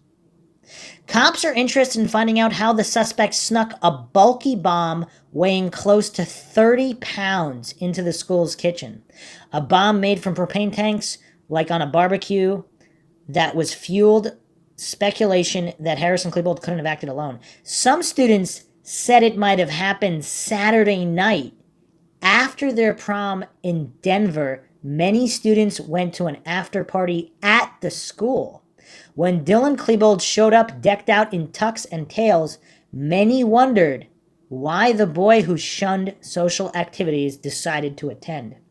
It had to have taken more manpower. It couldn't just have been these two. Christian LaPlante was a friend of the dead gunman. He knew them well and what their capabilities were. He's convinced the pair had help.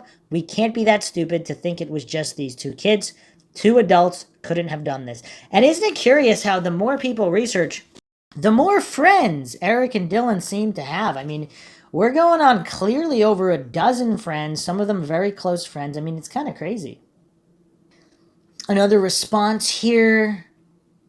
Please leave Joe alone. He had nothing to do with it. He's a good friend of mine. Blaming him is like blaming Brooks Brown. You just can't. He wasn't close with them like they were with each other. He is not a violent person. He doesn't need his name dragged through the mud. He only knew them through Chris Morris. Chris introduced everyone. He was like the center of the group once Joe left. If you've never had the chance to get to know Joe, you just don't know what kind of person he is, and you are missing out. Not to mention pointing the finger at someone who does help people in many positive ways, so leave him alone. So that was the rundown on all these individuals that cited Joe Stair. Quite distinctly different than Dylan Klebold. Mustache, sideburns, much longer hair, not quite as tall. I mean, a lot of curiosities here. Plenty more to come. We have plenty more other individuals that were affiliated with the Trenchcoat Mafia cited in and around the school the day of April 20th, 1999. We will continue to examine them in the next episode. Hope you guys found another edition of Mindshock True Crime interesting. If you want to support the channel, you can donate to our PayPal. Make sure to subscribe to the channel, hit that bell for notifications. Also, like and share the podcast, Twitter, Facebook, Reddit, Patreon. Questions, comments, theories, thoughts, suggestions, rebuttals, debunkings of any kind, leave them in the comment section. This is Bruce McGuire signing off. Catch you guys next time.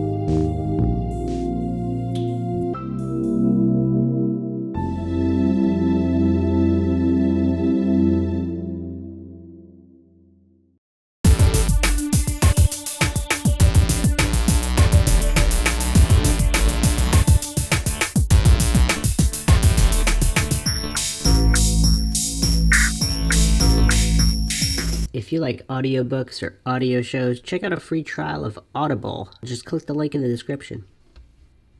Welcome to Mindshock True Crime. I'm, of course, your host, Bruce McGuire, and you are listening to the Columbine Conspiracy Series. This is Episode 5, Chris Morris and the Trenchcoat Mafia. We are, of course, going down every rabbit hole, upturning every stone in the Columbine shooting case. There is so much evidence pointing to other individuals, namely those associated with the Trenchcoat Mafia, that may have had at minimum foreknowledge of the event, at maximum possibly participated as shooters, or maybe the most likely scenario were simply present and spotted by dozens and dozens of witnesses in over 100 accounts that don't match the official narrative on the idiot box that coincidence theorists cling desperately to soothe their cognitive dissonance due to their blind faith in the cult of authority worship. We don't do that on Mindshock. This is a logical podcast. We will logically, objectively, neutrally, and scientifically examine every single possible theory and in an attempt to find the truth. And that is exactly what we'll continue to do. We will be examining Chris Morris, the current leader of the Trenchcoat Mafia at the time of April 20th, 1999, or at least that is how he is described by most individuals. He is the leader. Another Trenchcoat Mafia member, Corey Friesen, who was not a student at the time, however, was associated with both Eric Harris, Dylan Klebold, and other Trenchcoat Mafia members, and who happened to be Chris Morris's alibi. We'll also be going over supposedly former members of the Trenchcoat Mafia, like Nate Dykman, or possibly not a member, but just close associate, possibly Dylan Klebold's best friend, happened to be extremely good friends with Chris Morris as well. If we define the Trenchcoat Mafia as simply a circle of friends, we would have to include Nate Dykman as a member of the Trenchcoat Mafia. For those that like to play semantics games on who was officially a member versus unofficially a member, and of course these memberships ebb and flow in this loosely organized gaggle of teenagers and individuals, and I don't know who the oldest member was, 20, 21, 22, something like that. Former graduates or expelled students or dropouts that just happened to continue going to the school and were cited there, not just by other students, but by faculty members. Yet the coincidence theorists, of course, like to pretend and hallucinate none of that happened and that these documents don't exist, which, of course, are now public. The Columbine 11,000 documents in the Columbine report of eyewitness testimony. We'll be going over all that. We'll also be looking at Eric Dutroux, another founding member of the Trenchcoat Mafia, not currently enrolled, but other issues with Dutroux and other Trenchcoat Mafia members in an attempt to decipher the truth here. I mean, this is rough. As always, if you enjoy the Mindshock podcast, find it interesting, you can donate to our PayPal. Just check the link in the description. Make sure to subscribe to the channel, hit that bell for notifications. Make sure you allow a device to have those notifications come through. Like and share the podcast. Bring logic and reason back to examining everything in true crime and other events. Like and share the podcast, Twitter, Facebook, Reddit, Patreon. Patrons do get priority for case topic, logical analysis, co-podcaster requests. You could also be a guest on the podcast depending on your tier. You can support the podcast that way by becoming a patron. Questions, comments, theories, thoughts, suggestions, rebuttals, debunkings of any kind, leave them in the comment section. All right, so now back to Chris Morris. Let's look at this clip here from 2020. When I look back at it now, there's quite a few things I could have picked up and said, if I had put them all together, I probably could have figured out they were going to do something. I mean, the fact that they liked explosives, the fact that they liked guns, the fact that they had a lot of hatred towards people in the school. Chris Morris probably spent as much time with the two killers, Eric Harris and Dylan Klebold, as anyone else in that last year of their lives. It's so hard to even think about everything that's happened, because these were two people I thought I knew that I actually seem to know nothing about. And it's hard for me to understand, even. Now Chris sees everything in that final year differently. starting with a visit the year before the shooting to this seasonal fireworks stand. Chris, Eric, Dylan, and another friend, Corey Friesen, who graduated from Columbine 2 years earlier, helped close down the stand. In return for their work, they got fireworks. It was a lot of fireworks. I think Eric and Dylan took about 8, maybe 10 of those boxes. And so they had a large amount of fireworks. You know, and when we got as many as we did, they were like just ecstatic that, you know, we'd walked out of there with so many like huge boxes just full of fireworks. Later that summer, Eric and Dylan began taking trips to the mountains. They began extracting the gunpowder from the fireworks to make pipe bombs. I had heard Eric and Dylan talking about them taking one of them up to the mountains and blowing it up. And they said that they had left a crater in the ground that was around 4 feet deep and around like 8 feet wide almost. Eric, Dylan, and Chris were working at this blackjack pizza shop. One day, Dylan came to work boasting. Well, Dylan brought in what I believe to be a pipe bomb. And it was about, I believe it was about this long. It was more than a foot, I think. And it was about this thick around. It was very, very large. It had a fuse that laced down the side of it. And me and the owner told him to get it the hell out of the store. We wanted nothing to do with that. That was the only time I had actually seen one of the pipe bombs. As their senior year began, Eric and Dylan complained more about the jocks and the culture at Columbine. Corey remembers Eric threatening to blow up the school. You could just see it in his eyes. He'd just get a cold glare in his eyes and say, one of these days, I swore I'm going to do it. I'm going to do it. And it's like, come on, you know, lighten up a little bit. I think Dylan on one occasion did say, wouldn't it be kind of fun to sit on the soccer field and shoot at the school? Like shooting out all the windows would be kind of fun. And, you know, everybody at the table there, you know, they kind of laughed a little. We thought he was all joking.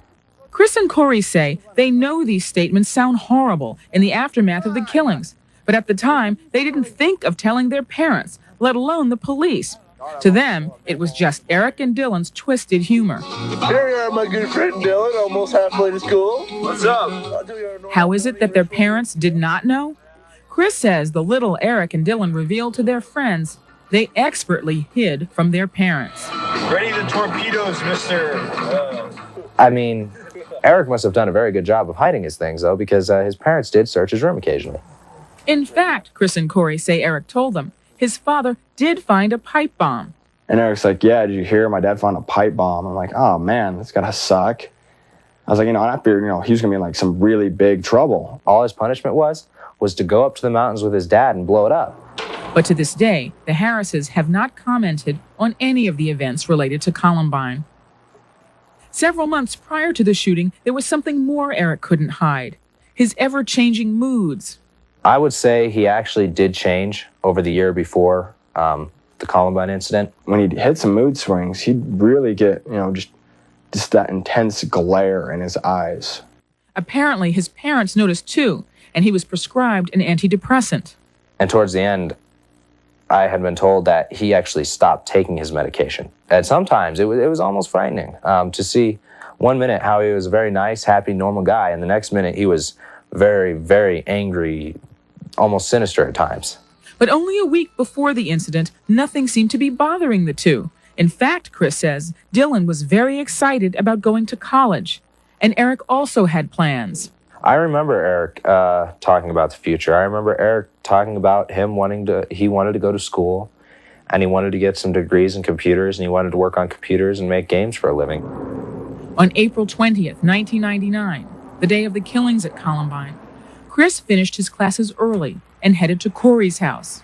Good evening, everyone. The reaction of so many people today was, oh no, not again. Another high school, Columbine High in Littleton, Colorado. Eyewitnesses say the two gunmen wearing black trench coats and black masks came in shooting and began working their way through the school. Me and Corey both started to get very angry because they said the people in the school doing it were wearing trench coats. And at that point in time, the only people who still wore trench coats in that school were Eric and Dylan. Everybody else stopped wearing them. And right away, I just had a feeling that it was them. They just started coming in the library and opening fire and shooting out bombs. Chris says he desperately tried to reach the police to offer his help. He thought if he could talk to Eric and Dylan, maybe he could stop them. But instead, the police picked him up and treated him like a suspect. They put me in handcuffs, put me in the back of a car, took me down to the park where they had everything set up, and they did a gunpowder test on me and some other tests on my skin to make sure that I didn't have any powders or residues on me. Were you in the building? Several law enforcement agencies questioned him throughout the next few weeks. Among the many questions, why wasn't he at school at the time of the shooting?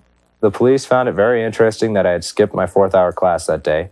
They thought it was a very large deal, but if they had looked at my attendance record, they would have seen, oh wait, he skipped this class for the last month. The police weren't the only ones suspicious. Chris says he was discouraged from returning to school, kicked out of his home by his mother, and fired from his job. I blame Eric and Dylan. I blame them for what happened. Nobody else is at fault for what happened but them. And I truthfully wish they had been caught. I wish they hadn't have killed themselves. I wish they had been caught. And I wish that they had been able to go to jail for the rest of their lives for what they did. They were just two troubled kids who just couldn't find any other way to, deal with everything that was going on. And the question which haunts a broken community torments the killer's closest friend. Why they did it? I wish I knew the answer to the question of why they did it. I still to this day wonder why they did it. And I'll never get that answer. In their final home video made the day they launched their massacre at Columbine High, Eric Harris and Dylan Klebold speak directly to Chris Morris and another close friend. Quote, "If you survive, you can have our computers. That's it. Sorry. Goodbye." All right, what do we make of that? Do either of these individuals seem all that upset that all these people got killed? Or do they seem more upset that they were associated, that they were made to look guilty by association? Again, I am not claiming to know. Do these seem like sociopaths who are innocent of this particular crime, but are commenting on it because they knew these individuals who are guilty of the crime? Are they guilty in some capacity? I mean, why did Chris Morris's mother kick him out? Chris Morris's mother actually worked for the police, which is curious. And Friesen's father, Kent Friesen, science teacher, who he just happens to be at the school that day. Now, that is curious as well because it seems a lot of trenchcoat mafia members had siblings in the school. Friesen's got his father in the school.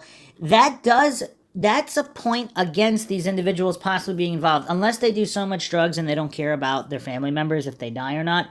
Or they're very confident that they won't die for whatever reason, even though they're at the school. Or there was another date planned and it got switched up without notifying them. So that could also explain the shadiness there. But referring to the boom boom comment in this write-up here, a lot of people are not familiar with the acid spill incident at Columbine during class. So there's a couple articles here. This is the Associated Press, August 19, 2004. Littleton, Colorado. Nitric acid spilled in a chemistry laboratory at Columbine High School on Thursday, and a teacher and 3 students were hurt, officials said. The teacher had burns to his face and hands. Fire Captain Randall Glanville said 2 students had contact with the acid or its vapors, but the extent of their injuries wasn't immediately known. The 3rd student reported eye irritation. Jefferson County School spokesperson Rick Kaufman said all were taken to a hospital. The school was evacuated and classes canceled for the day while authorities cleaned up. The spill occurred when the teacher was pouring the liquid from a large bottle to a smaller one, Glanville said. Columbine was the scene of the nation's worst school shooting on April 20th, 1999, when Eric Harris and Dylan Klebold shot and killed 12 students and a teacher before committing suicide. So, yeah, a lot of people don't know about this incident.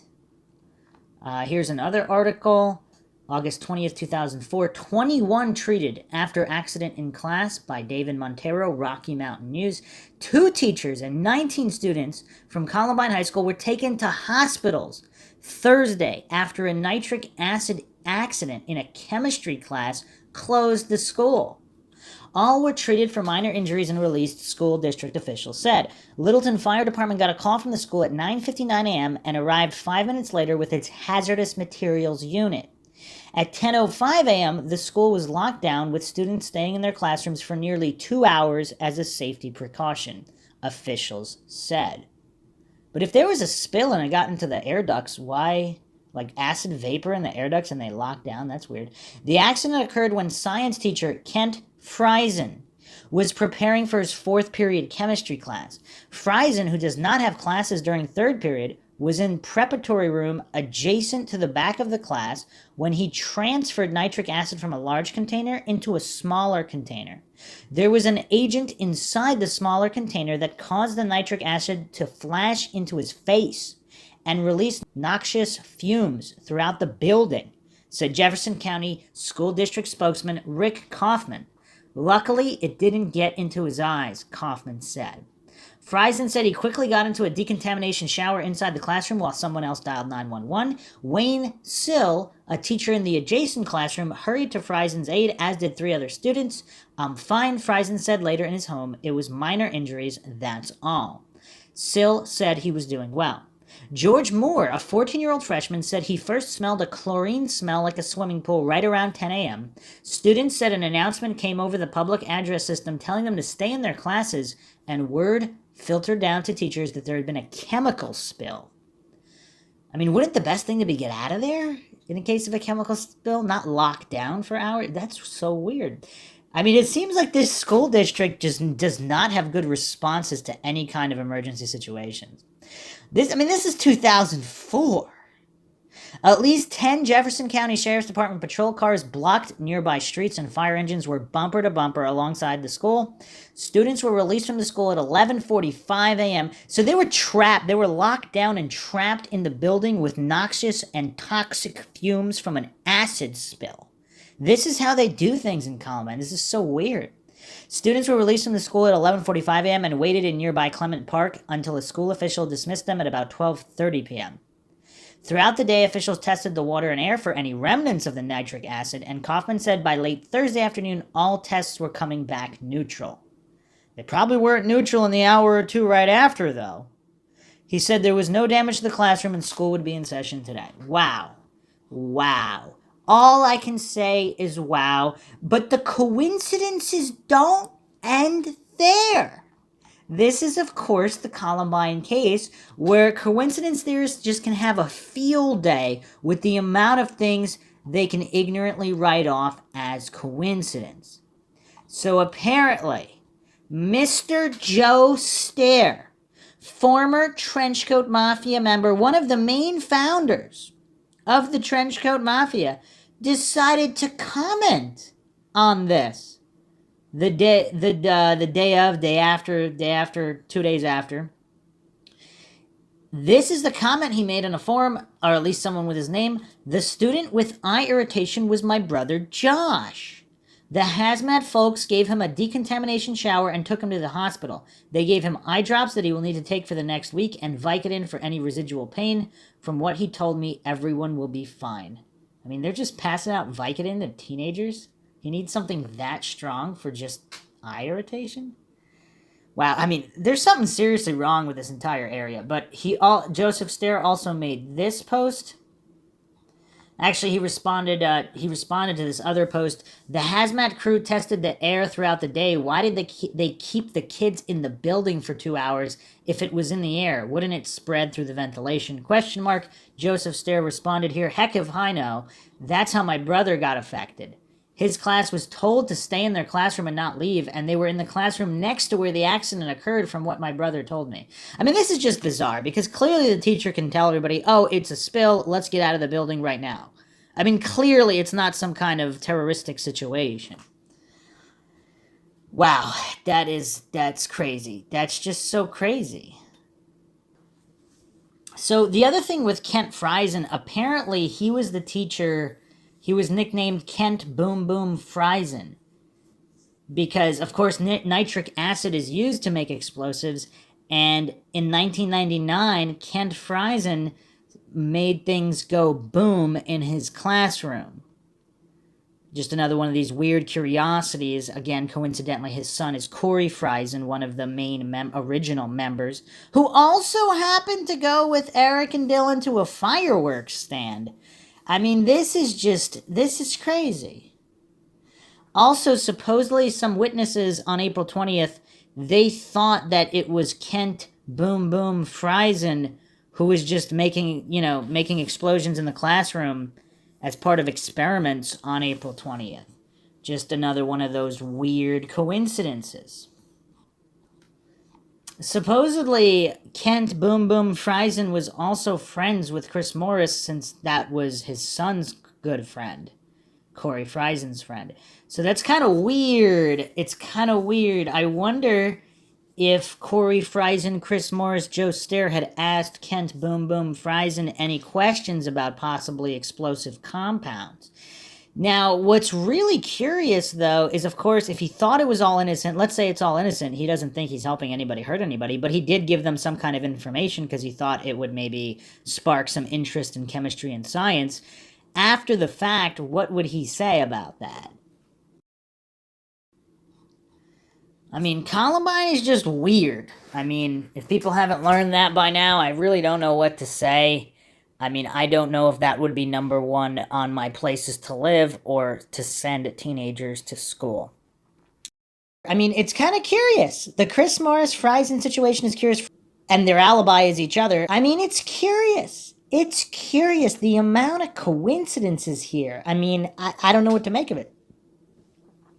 In the video, you can also see them walking side by side. They look to be about the same height, which would also put Friesen at about 6'4", because Chris Morris is 6'4".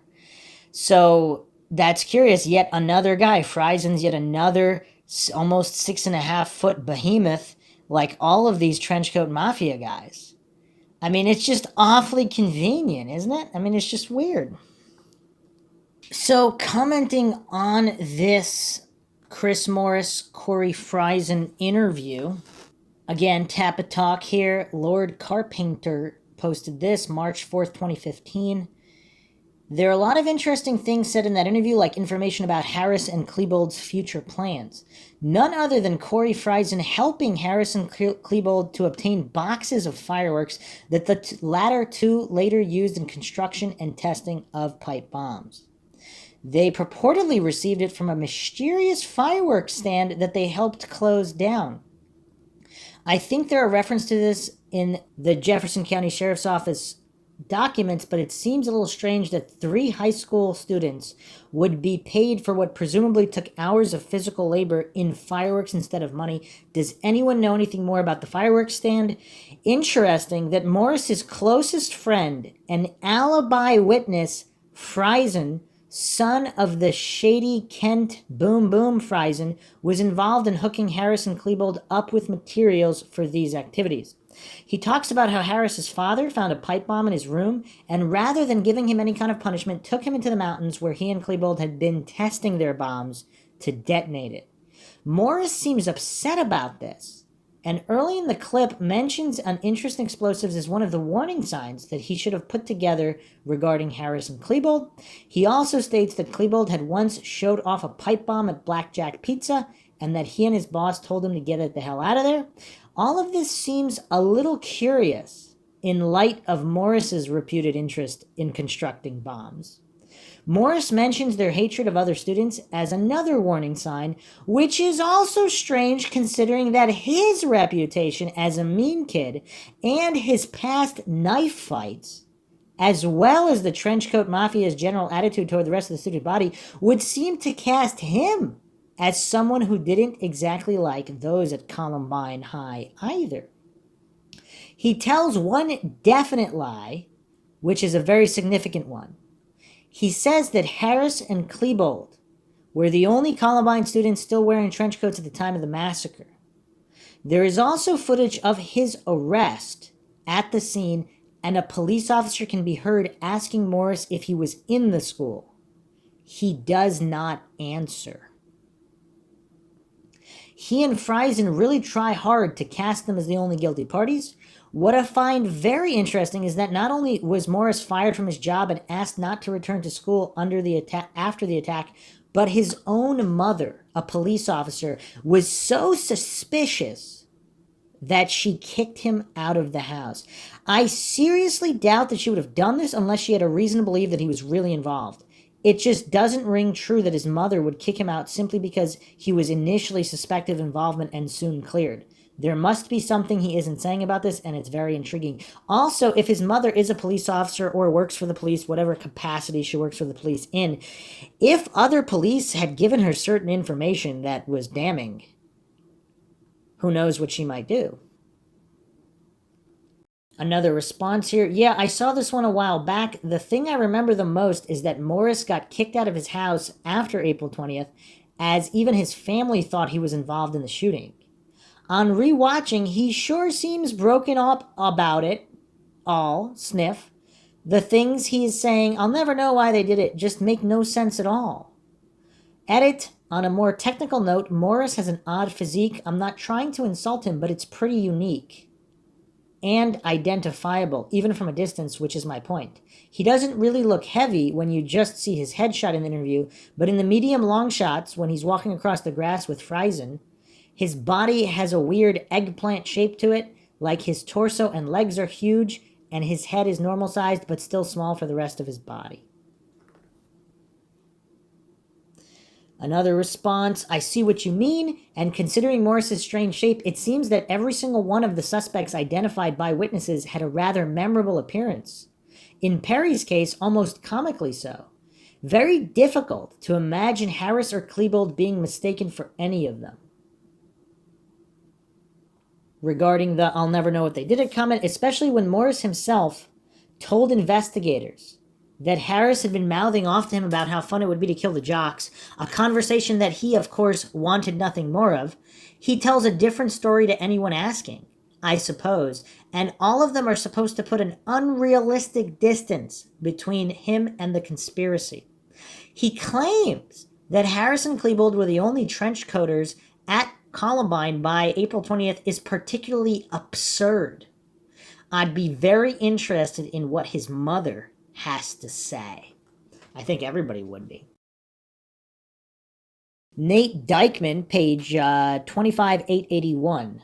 Harris and Klebold detonated explosives in the back of Blackjack Pizza while he and Morris watched. On April 23rd, 1999, ATF agent John Mitchell and FBI agent Paulette Brandage interviewed Nathan Dykman, who is a friend of Eric Harris and Dylan Klebold.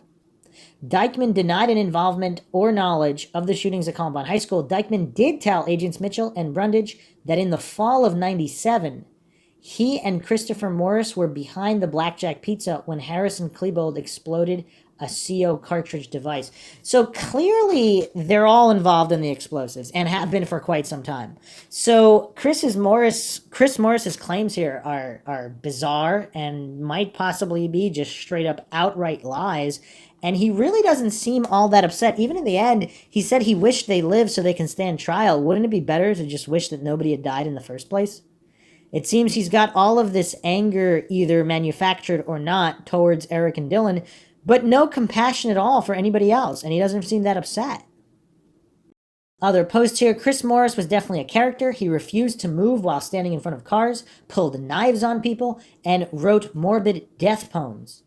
I honestly wish we had access to everything Chris Morris wrote in his notebook. Also, I believe that Chris Morris may have been suffering from a severe depressive disorder. Now, here's a major mind shock. This was posted October 31st, 2019. Hello, I am new to this forum, and about 3 days ago I was searching the web for Christopher Richard Morris, and I actually found him and the year he was born, 1981, and his phone number, redacted by mods, and he was the only person with that middle name in Colorado, Lakewood and Littleton, and I know that a Chris Richard Morris went to Columbine. I called him, and here's how it went.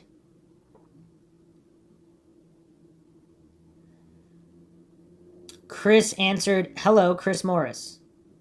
This poster stated, this is, stated their name. Chris says, this is Chris Morris. This is Chris Richard Morris, correct? Yes. I would like to ask you some questions. Okay. Were you involved in the Columbine shooting? Chris gave a stern no and asked why. Well, I have witness statements here stating you were involved. Chris responds, who even is this anyway? I don't have to give that information. Now he got a little mad and said this to me. Okay, stop with the stupid games, forget this number, or I will find out who this is, and if you call again, I will file legal action against you. Okay, have a good day. After that, I didn't want to call back and hear of him pressing charges or finding out who I am. I called with my own phone number and not on private, which I should have. What do you think about this? This poster's really strange, so... Someone was stating whether or not he really talked. This is the exact Chris Morris. This poster responded, no, this was the Chris Morris from Columbine who I talked to. He was the only Christopher Richard Morris in the Littleton or even the whole Colorado area. He is 38 years old, and when I talked to him, it sounded exactly like him from his interview with ABC News. Also, most of the locals there knew beforehand that the shooting was going to happen, years before there was even any internet. Most of these kids have parents that worked with military intelligence agencies. Other people were saying that he was very surprised that he stayed in the area. And he's referring to Alex Marsh, a former Trenchcoat Mafia member or associate. She said she knew of the attack having been planned since at least 1997. Brooks Brown also supposedly designed an album cover for his group's band in 1997, and the illustration was Columbine High exploding. It is weird, though. Other responses here. Brown may have known. Marsh probably knew to some extent, although she was in the cafeteria. I'm not denying that the Trenchcoat Mafia and others had foreknowledge, but this hardly amounts to most of the locals knowing it was going to happen. Another post here. It is of my opinion that all 4 other shooters were informants for the FBI.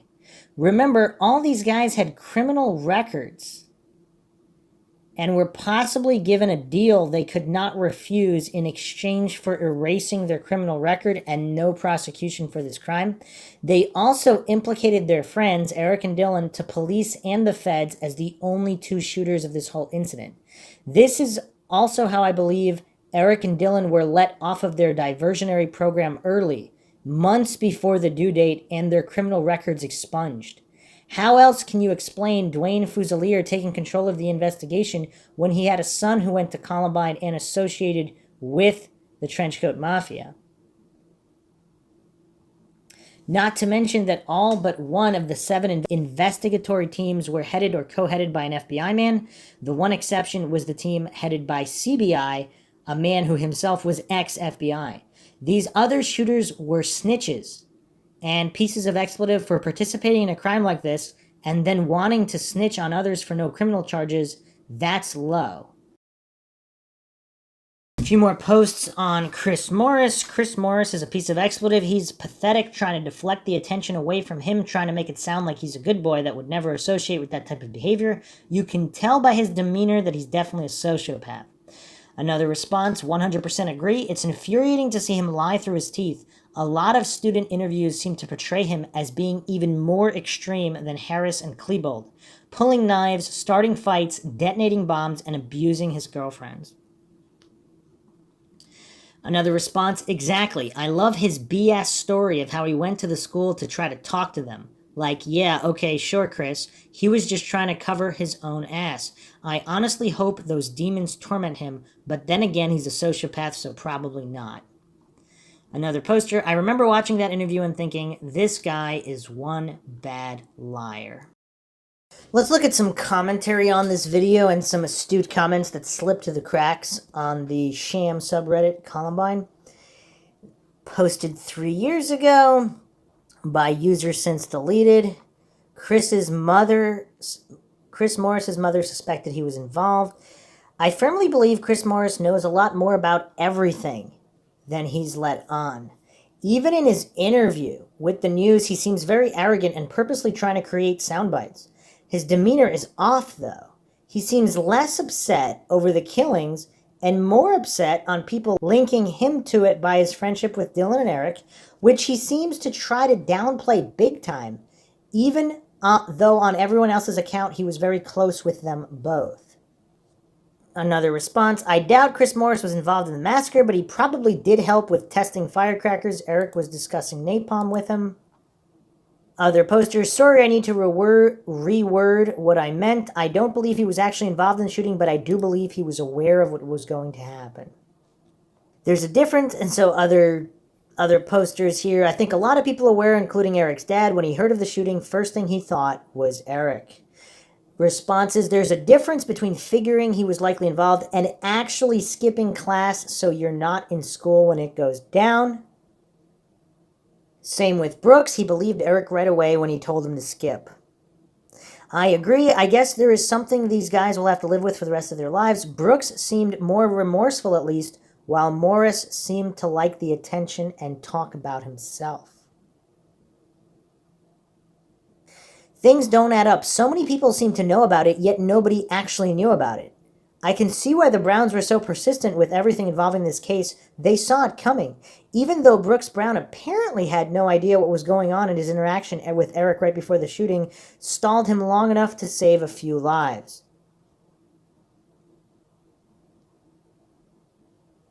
It's also interesting that Corey Friesen helped Harris and Klebold test explosives in the mountains, assisting them in securing fireworks for this purpose. Friesen, a member of the Trenchcoat Mafia, was Morris's alibi. Morris claims that the Trenchcoat Mafia was no longer active in '99, but there is no evidence of this, and it's contradicted by numerous student interviews. Another post here. I can't remember where I read this, but supposedly Eric tried to recruit Morris more than once to NBK, and he refused. So while he may not know the true date, he did know it would eventually happen. Funny how exactly none of Eric or Dylan's friends got hurt by a pipe bomb or shot by an errant bullet or ended up in any of the kill zones. Most of them weren't even on campus. One who I believe truly didn't know anything is Eric Veek, and I am almost feel sorry for him because of how heartbroken he was. Obviously, I am glad that there wasn't a third shooter that day that I know of, so the kill count wasn't as high as it might have been, but Veek looked so absolutely devastated and alone, they might have been his only friends. And let's look at an interview with Veek and see what we make of him. Late today, a police bomb squad removed suspected explosives from the home of alleged killer Dylan Klebold and took them, along with suspicious bomb materials found at the school, to a site where they could safely be exploded. But it was 18-year-old Eric Harris who authorities believe masterminded and led the brutal assault on Columbine High School before taking his own life. 17-year-old Dylan Klebold, the other suspected killer who committed suicide, authorities say was merely a Harris follower. I did not think they would actually do something like this. And it was not in their normal nature to conceive or go through with what they did yesterday.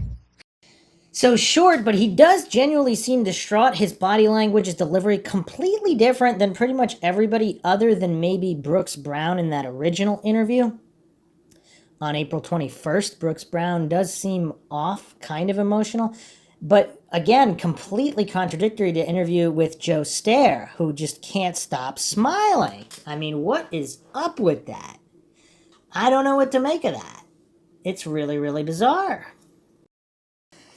Here's another comment that slipped through the sham moderators on the Columbine subreddit also. And this was a thread regarding Chris Morris as well, just 9 months ago by Patient Hovercraft. Chris Morris, now I know the official ruling is that Eric and Dylan were the sole shooters during the massacre, but I find it so odd that Chris Morris was not pressed further on any involvement he had. I've been reading through the 11K and Morris's interaction with others, and he seems, in my opinion, to be very sketchy in regards to his prior knowledge of the attacks bombing of the school. Is there a reason law enforcement didn't question him further? And a few interesting responses here by MBI Hold. How could you miss the most obvious? They needed him to prosecute Duran and Maines. Some type of immunity or non-prosecution deal was worked out behind the scenes. They did open themselves up to a false light lawsuit themselves by parading him before the network cameras and making sweeping comments to journalists, the starting point for a defense attorney's leverage during the investigation, but they simply didn't have the evidence to support a strong criminal case. The immunity would have been against the few hyper-technical statutes under which they might have been able to file charges, and most likely threatened to, based on information law enforcement gained from the search and seizure warrants or other pre-April 20th, 1999 witness statements that have never been made public.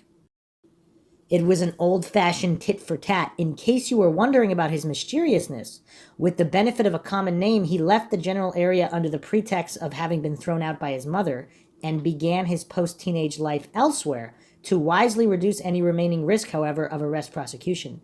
I believe he has since returned to Colorado. He may not have contributed to the massacre in any direct fashion, but he seems to have skated by on the skin of his teeth legally. Good thing his household could afford private representation, and Jefferson County needed the visible gun control scapegoats to deflect from their own many inadequacies.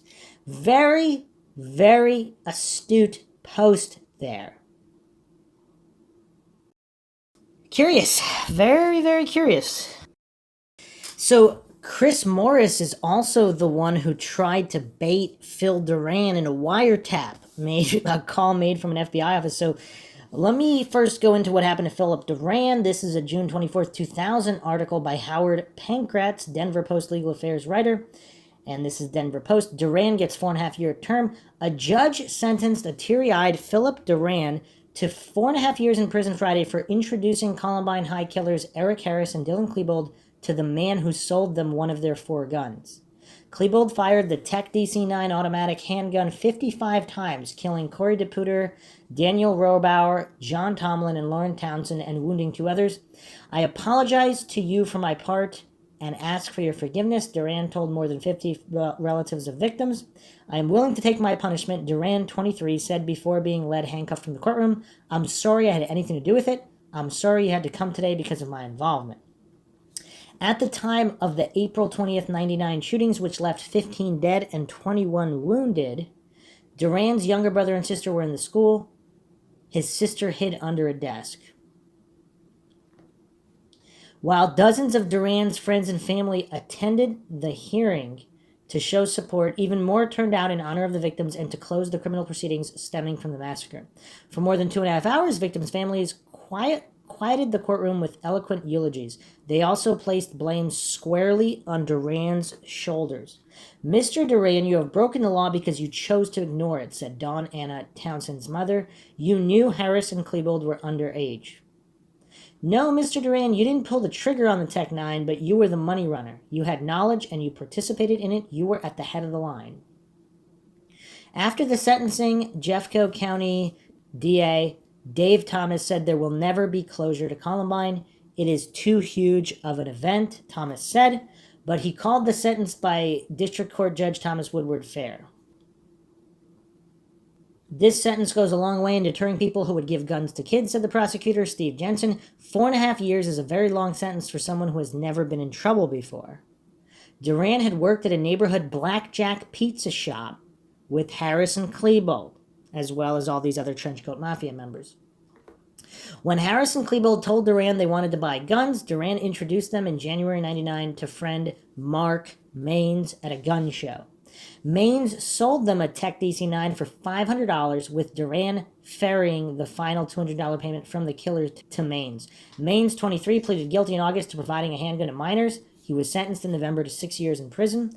Duran's lawyer, Matt DiPetro, said he thought the judge had a difficult job to do. He did his best, DiPetro said, and I accept the judgment of the court. Duran could have received a maximum of 18 years. He pleaded guilty to providing a handgun to minors last month. Harris and Klebold were both 17 at the time of the gun sale. The pair's other 3 guns were bought for them at a gun show by Klebold friend Robin Anderson. She has not been charged because she bought so-called long guns, a rifle and 2 shotguns, from private sellers. Duran not only knew he was helping Harris and Klebold illegally in obtaining the Tech DC-9, but he went shooting with them in the mountains and knew that they had 2 illegally sawed-off shotguns. Yet Duran didn't turn the pair in, and all the weapons were later used in the Columbine massacre. Okay, so again, those claiming all of these were in the know, I mean, regardless of how shady these individuals are, would Duran, could he really have known and let his younger brother and sister go to school that day? I mean, I don't know. It doesn't make a lot of sense. I mean, these are solid points against them having insider knowledge, although maybe some Trenchcoat Mafia members had inside knowledge, others didn't. I mean, who knows? Or if this was some kind of covert government op, perhaps the dates were switched up and they said, oh yeah, we'll let you know the dates. They got MK Ultra, whatever, and then they switched up the date so they didn't, it was too late for them because they didn't think it would be that day, whether they were entrapped into this or not.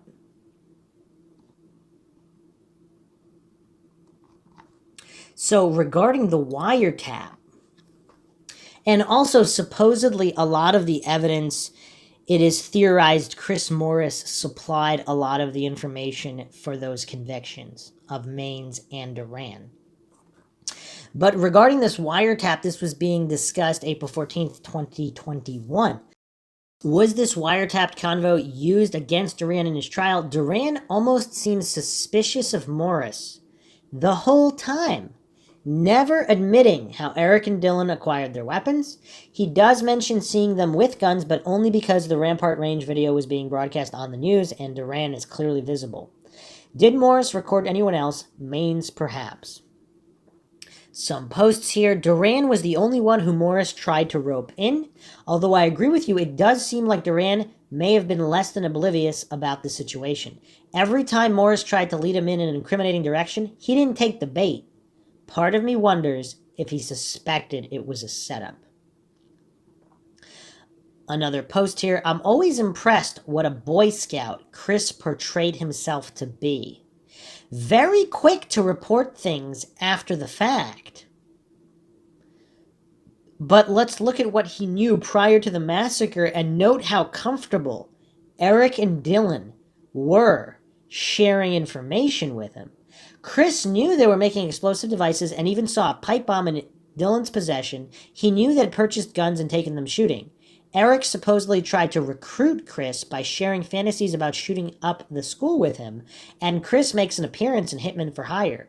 He's sketchy, in my opinion. Alright, let's move to Nate Dykman. So we went over Dykman before. He's the guy that got out of Dodge. Now let's go back to this fire truck incident. This was posted June 7th, 2003.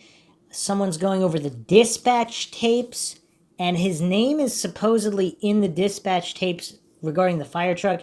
Dispatch, possible party on fire truck is a suspect, ? Something inaudible. Trying to extract them. His name is Nathan. He's one of the bad guys. Dispatch, any officer on the scene with the fire truck assisting getting people out. 10-4, Littleton Fire Chief, can they give us anything more definitive? We're getting 1 or 2 people out. They're saying one of them may be one of the suspects. Attention, all units. He is saying that his last name is Dykman, and he also, if so, can you give the rest of the names if somebody can come get him? Where's the fire truck, Greg? It is he's backed up right to the door. So apparently he's supposedly at home at this time, but why have we never found this in the reports before, and why was it not followed up on? If I were the Harris's, Klebolds, Maines, and Duran, I would demand to know why, with all this information, that Dykman was not questioned and hounded until they got the truth from him. Any of you who has come from the CRTF know there was a thread just on the fire truck boy and not much was found until these tapes. I am working on these tapes. I was listening to them, and when I had heard this, I had to share it. How many people were involved? How many knew? Cover up? Why? Why convict Maines and Duran and not follow through with Dykman being taken from the scene by a fire truck? Excuse me, but that sounds important. My 2 cents. Supposedly there was an email from Dykman. Again, I don't know if it's how it can be corroborated that this was him. Somebody was conversing with Dykman on August 17th, 2006. Yes, there were more than 2 people in the school with handguns, but they decided to bail. Eric and Dylan went through with it. The other 2 did not. So, and that's an interesting theory because I'm going to propose a theory later about how many individuals may have showed up to assist and then either possibly were involved at the beginning and then just got scared and ran off, or were too scared and just ran off right away. So this interview with Dykeman was done April 30th, 1999, and Dykeman was already in Florida at this time. But you were at the school on Tuesday, right? Yes, I was. And did you see Eric and Dylan on Tuesday? I had not seen Dylan on Tuesday, but Eric I saw briefly just as I was leaving. I go home every day for lunch, and as I was pulling out at lunchtime, I saw him walking in the school. Did you hear about the shootings when you were home during lunch? No, it was on my return to school and when I couldn't get back to school that I had found out this all had begun. And what did you think? Just that this wasn't happening, and it's just a horrible nightmare, and can't possibly be happening in like a little old Columbine, and why is such a horrible thing happening there, you know? Did you think about who might be responsible? I did. There had not been normal circumstances that day. Both of them to be absent, and Eric walking in at lunchtime he seemed to be walking in from a different parking lot that he normally parks at, and just lots of things led up to it that gave me just an overall gut feeling that this possibly could be them. So you suspected them.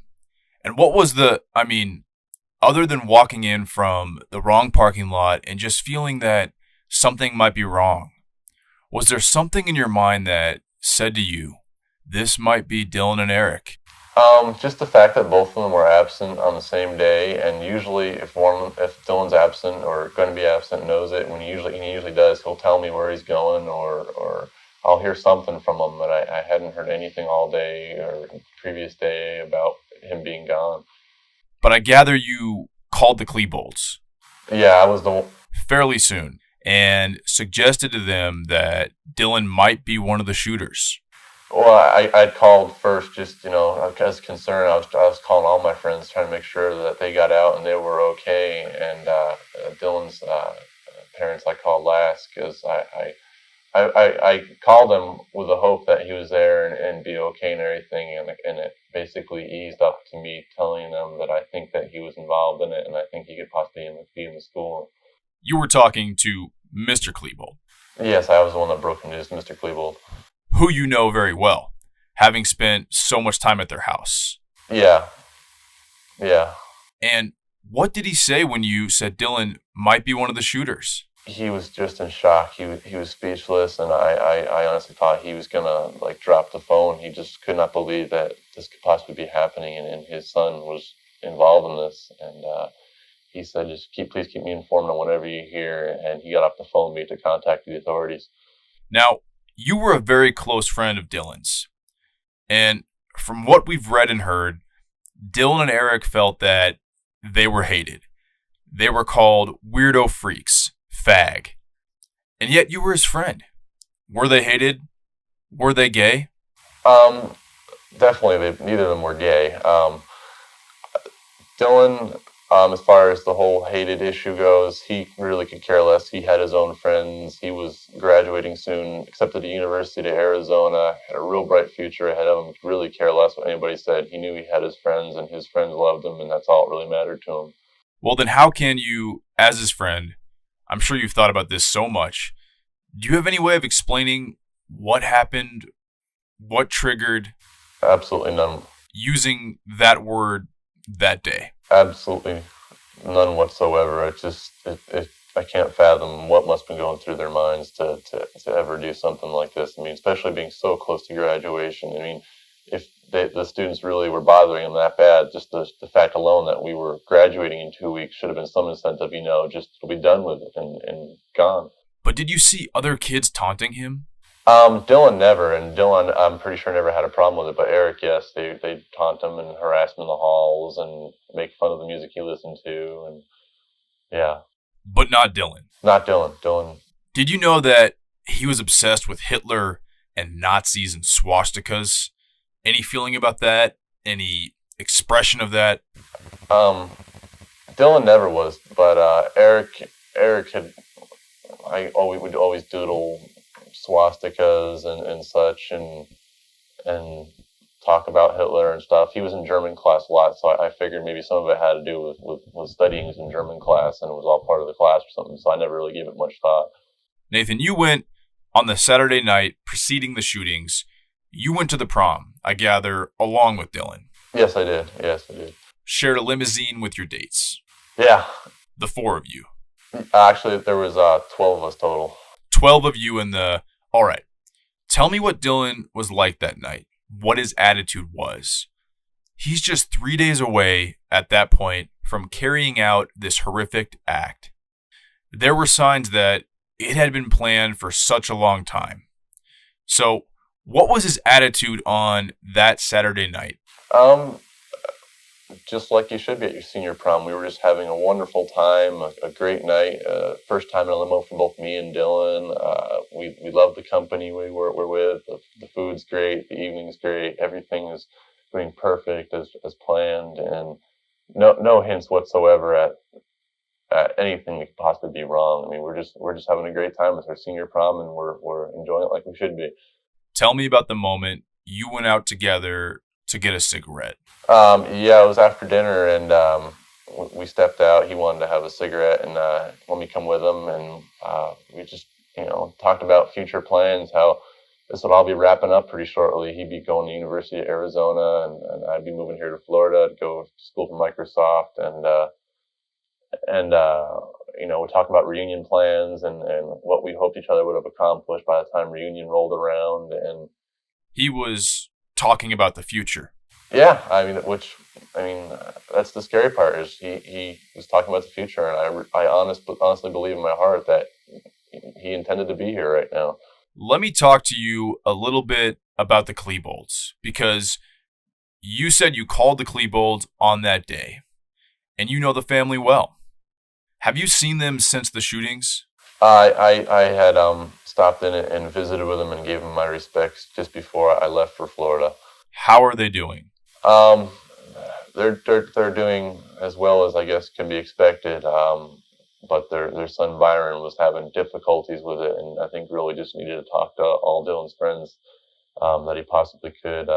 They had been really, really close brothers as when they were kids, and up until recently here, Byron lived at home. But he moved out here recently, so he there's a gap in the friendship, and you kind of feel really guilty and wanted to be filled in on what was happening while he was gone, and just to get some clue of why this possibly could have happened. Mr. Dykman, let me turn to you. If people are a little confused about all this, this is Nathan's parents. You and your wife were divorced and you're living down in Florida. And you came to pick Nathan up and take him to Florida just to get him away. Is that right? Well, he was planning on coming here after he graduated anyway. But with all this, I really felt like after the shock turned to grief, and then the grief might turn to anger, and being that he was close with both the shooters, that there might be some retaliation. So I really felt like I needed to be there for him. But I gather you met the Klebold's at the same time Nathan went over to talk to them, and I'm just wondering about your impressions.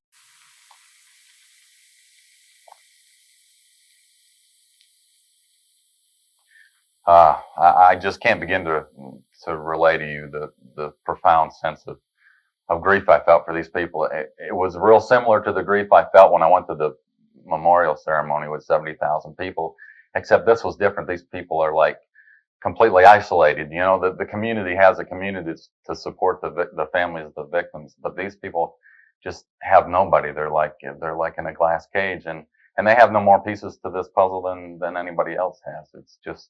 Can you share with us a little bit of what they said to you? I mean, they read the papers that say there may be criminal charges. You say they're isolated.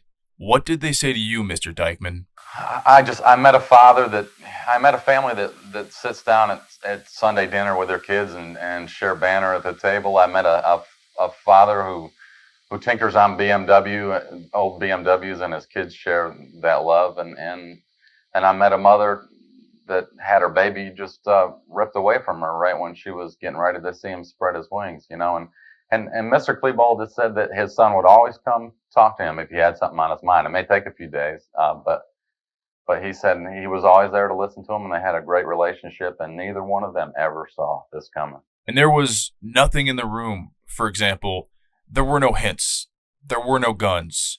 There was no, let's say, evidence of anything going wrong that they could detect.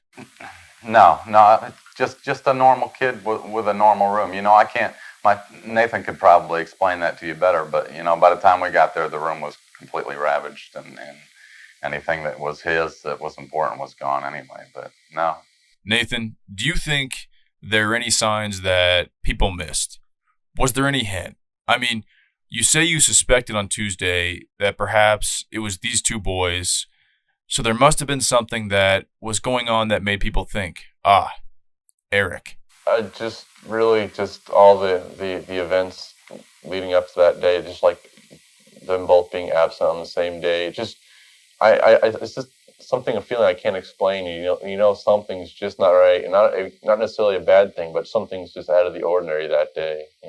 Let me ask you something and this is tough stuff, but you had a friend, I gather, that was for a period of time on Tuesday right in the line of fire.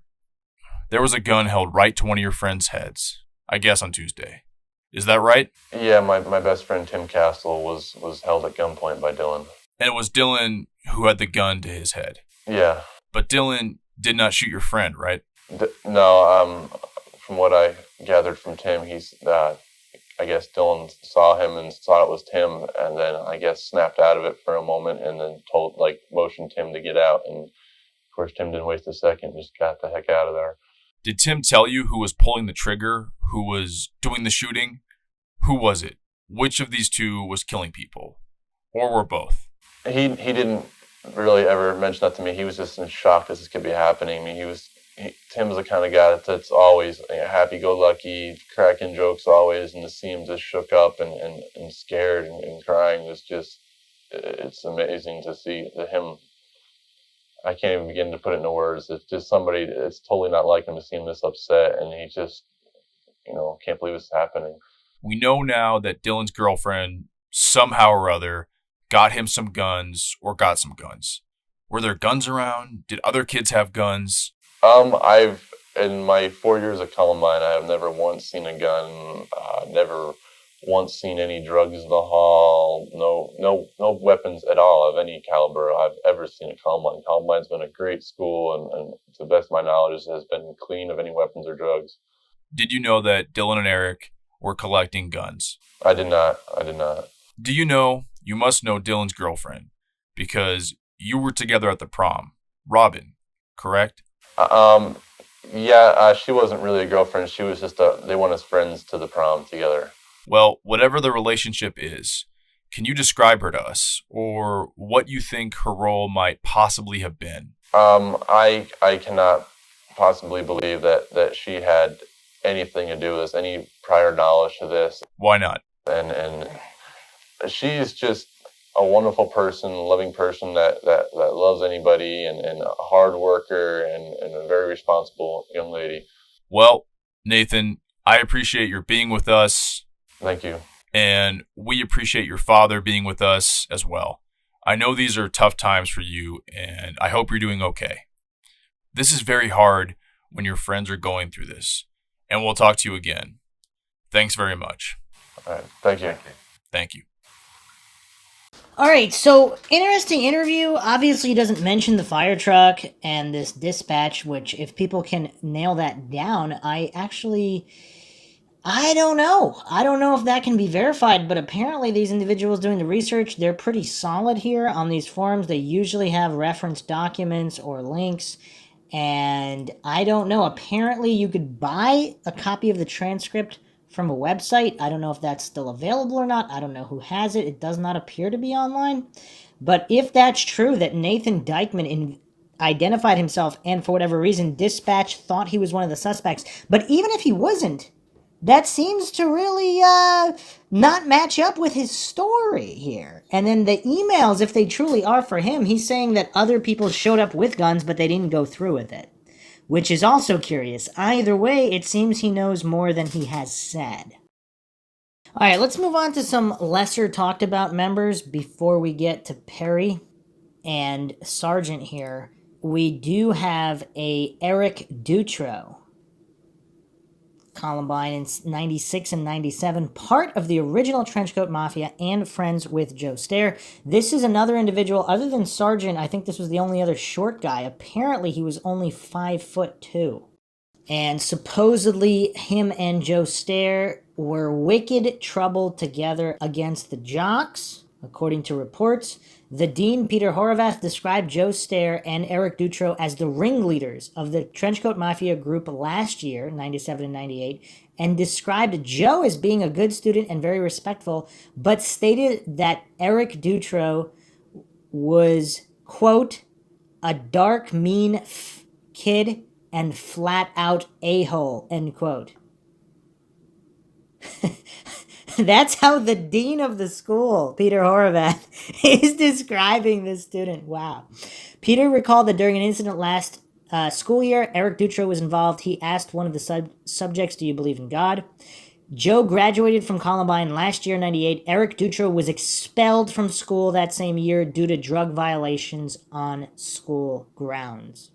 Again, this guy's 5'2", and supposedly from his picture, he doesn't look like anything like Dylan Klebold or Eric Harris. So we will see what that means in terms of other reports. But from the 11K documents here, 10,685, April 20th, 1999 report. The following is a supplement in regards to the Columbine High School shooting incident.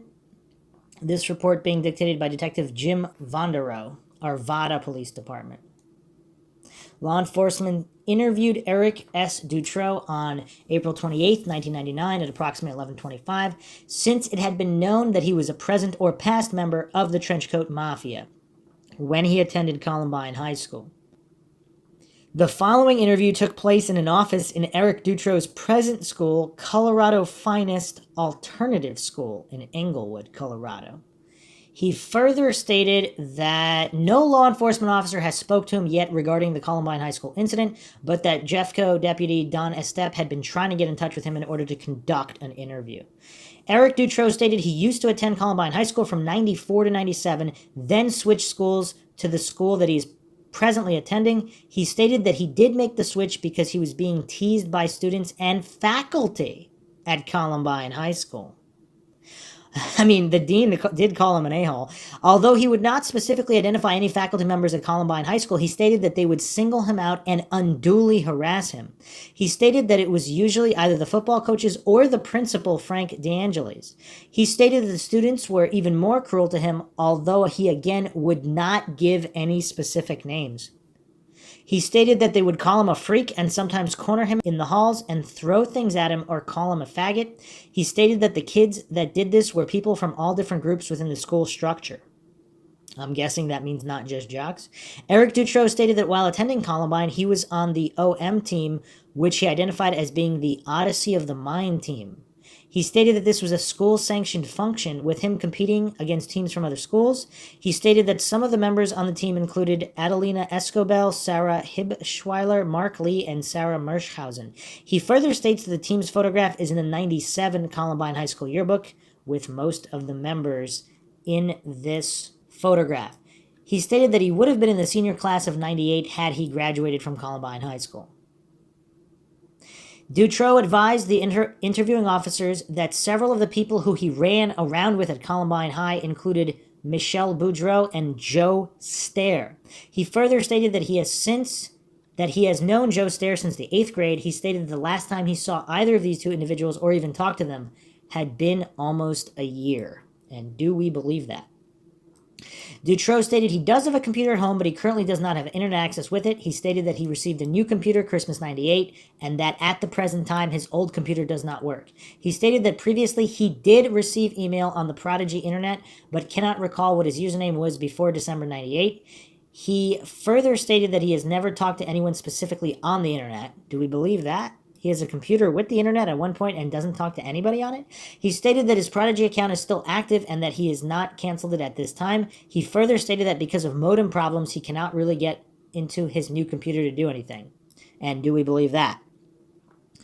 Again, redirecting the conversation back to his school days at Columbine, Eric Dutrow stated that he hung out with the group known as the Trenchcoat Mafia, although they just called themselves friends with each other. He stated that the term Trenchcoat Mafia developed because the group of friends that he was involved in hung out together and other people began calling them the Trenchcoat Mafia since some of them wore long dark trench coats. He stated that included in this Trenchcoat Mafia were Joe Stair, Chris Morris, Brian Sargent, Thaddeus Bowles, and himself. Eric Dutrow stated that the previous day, April 27th, 99, he talked to Thaddeus Bowles between 4:30 and 5 regarding the recent events at Columbine. He stated that he saw Bowles in the area where Bowles lives, near Ken Carroll Middle School. He stated that the previous day after meeting Bowles, he went over to Bowles' house for a short time.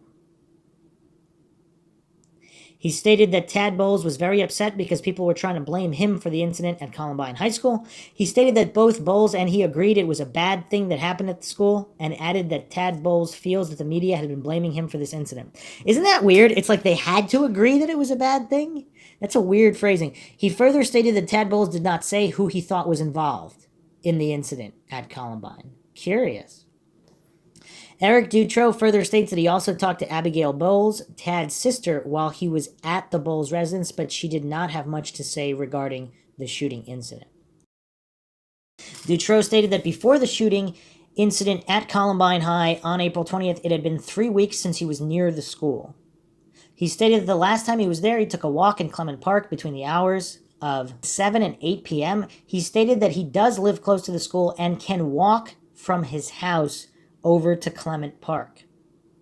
He stated that on this evening he walked alone and did not see anyone who he knew. He further stated that he walked around the lake and then went home, with him arriving at home at approximately 9 o'clock. Eric Dutrow stated that he has not been back to the school since that time. Dutrow further informed the officers that he has a 93 Ford Tempo, blue in color, and that he drives and that he does have a valid driver's license. He further stated he did not have any nickname when he was associated with the Trenchcoat Mafia, and that the only nickname that Tad Bowles had was Tad, or Thaddeus Bowles had was Tad. When asked to describe his daily activities beginning on April 19th, Monday, he stated he had spent the night at his girlfriend's home in Arvada. He identified his girlfriend as being Ashley Ross, who lives in the area of Ralston Road and Old Wadsworth Boulevard. He stated that her telephone number is okay and that her mother's name is okay. He stated that on the morning of the 19th, he got up between 10:30 and 11 with only Ashley Ross and him at the residence, since Mrs. Ross went to work. He stated he went outside in order to smoke a cigarette and then watch TV and hung out with Ashley the entire day at her home. He stated that her mother works between 8 a.m. and 5:30. He stated that he never left the Ross residence that day, and Ashley's mother came home that evening with all of them staying at the residence for the remainder of the day. He further stated that he spends approximately 6 days or nights a week with Ashley at her residence. Eric Dutrow stated the reason that he was staying with Ashley at her residence so much during this time period was because there was an outstanding warrant for his arrest, and that his attorney was working to squash the warrant. He also stated that neither Ashley Ross or he attended school that day, coincidentally. He stated that he did telephone his attorney, Jeff Matthews, several times that day regarding his outstanding warrant. He stated that since that time, the warrant has been cleared. He stated that the warrant was for possession of a Schedule I controlled substance. Eric Dutrow stated that on Monday night, April 19th, he again stayed with Ashley at a residence, and the only telephone calls he made were to his parents and his attorney. He stated that he did not talk with any of his ex-friends or anyone that was associated with Columbine High School. On the following day, April 20th, Eric Dutrow stated he still hadn't had the warrant cleared, so he continued staying at Ashley's residence. He stated that the two of them again missed school that day, coincidentally, but that he did not call in and let the school authorities know that he was not going to attend that day. He stated that, in fact, he missed all of that week and missed the Monday of this week, April 26th, as far as attending any school. He stated that the warrant was cleared on the previous Wednesday, but did not give any reason why he did not go back to school. He further stated that he went to Jeffco Court this past Wednesday with his attorney, during which time the warrant was taken care of. In directing Dutro's attention back to Tuesday, April 20th, he stated he woke up at noon in Ashley's residence but was not made aware of what was occurring at Columbine High until approximately 3 o'clock that date. He stated that he learned of the Columbine incident through his sister, Angela Dutro, who telephoned him at Ashley Ross's residence and informed him of what was taking place at the school. Eric Dutro stated his sister Angela used to attend Columbine, but dropped out before graduating. He stated that she's presently 23 years of age and lives with his parents at their residence. He stated that when Angela telephoned him at 3 o'clock, April 20th, she told him that this incident was being carried by all TV stations regarding someone holding students hostage at Columbine High. He stated that she did not tell him any names as to who might be participating in the hostage/shooting incident. Eric Dutro stated that he then turned on the TV at Ashley's in order to find out more about this incident. He then made it very emphatic, almost to the point of being bitter, about not believing in anything that the media says or broadcast on TV. He stated that from the news accounts on television, they were reporting that 2 gunmen were throwing bombs and shooting people in the school. He stated that he believed that part of the story, but did not believe the circumstantial things that were being reported. He specifically stated that he did not believe that it was the Trenchcoat Mafia that was involved, and that except for one possible exception, all of the people in that group are good people. It's curious who his exception would be. Dutro stated that the only person who might do something like this who was in the group would be redacted. That name is too long to be Eric Harris, though. It looks like a longer name, huh? Maybe Bryant Sargent, Robert Perry, maybe Nate Dykeman, I don't know. He stated that he's saying this from a personal level since he does not like Redacted, because Redacted pulled a knife on him one time when he was attending Columbine High School. I guess he's talking about, who else pulled knives other than Chris Morris? It's possible others did as well, but it looks like this name might be longer. Maybe not. It might be Chris Morris. I don't know. He stated that after this incident, Redacted then obtained a restraining order against him, since Redacted claimed that he heard that a bunch of people, including Eric Dutro, were going to jump him. Okay, so this is clearly not Eric Harris or Dylan Klebold, but I don't know the history of restraining orders here. Has that been revealed? Eric Dutro stated that since that time, Redacted and he have made peace with each other and that they have never physically fought one another. He further stated that he has never heard Redacted make any comments as to committing any violent acts against the school or within the school. In response to directing questions to Eric Dutro, he stated that he never knew any of the Trenchcoat Mafia members to have or carry weapons or any explosives. He further stated that he never heard any of them blowing up anything with any type of explosive device. On a personal level, Eric Dutro denied ever owning a weapon in his life and claimed that he never took any type of weapon to Columbine High School. Nor has he ever been accused of ever taking a weapon to school. He stated that in regards to drugs, he does not know of any drug usage being practiced by any member of the Trenchcoat Mafia, but he did admit to using drugs after he left Columbine High School. According to others, he was expelled because of using drugs while he was there. In redirecting Eric Dutro's attention back to Tuesday, he stated that he was watching the events develop regarding Columbine on TV. He stated that during this time he was with Ashley at her residence and that he never contacted anyone at that time, either in person or by telephone. He stated that he never left Ashley's residence on that day.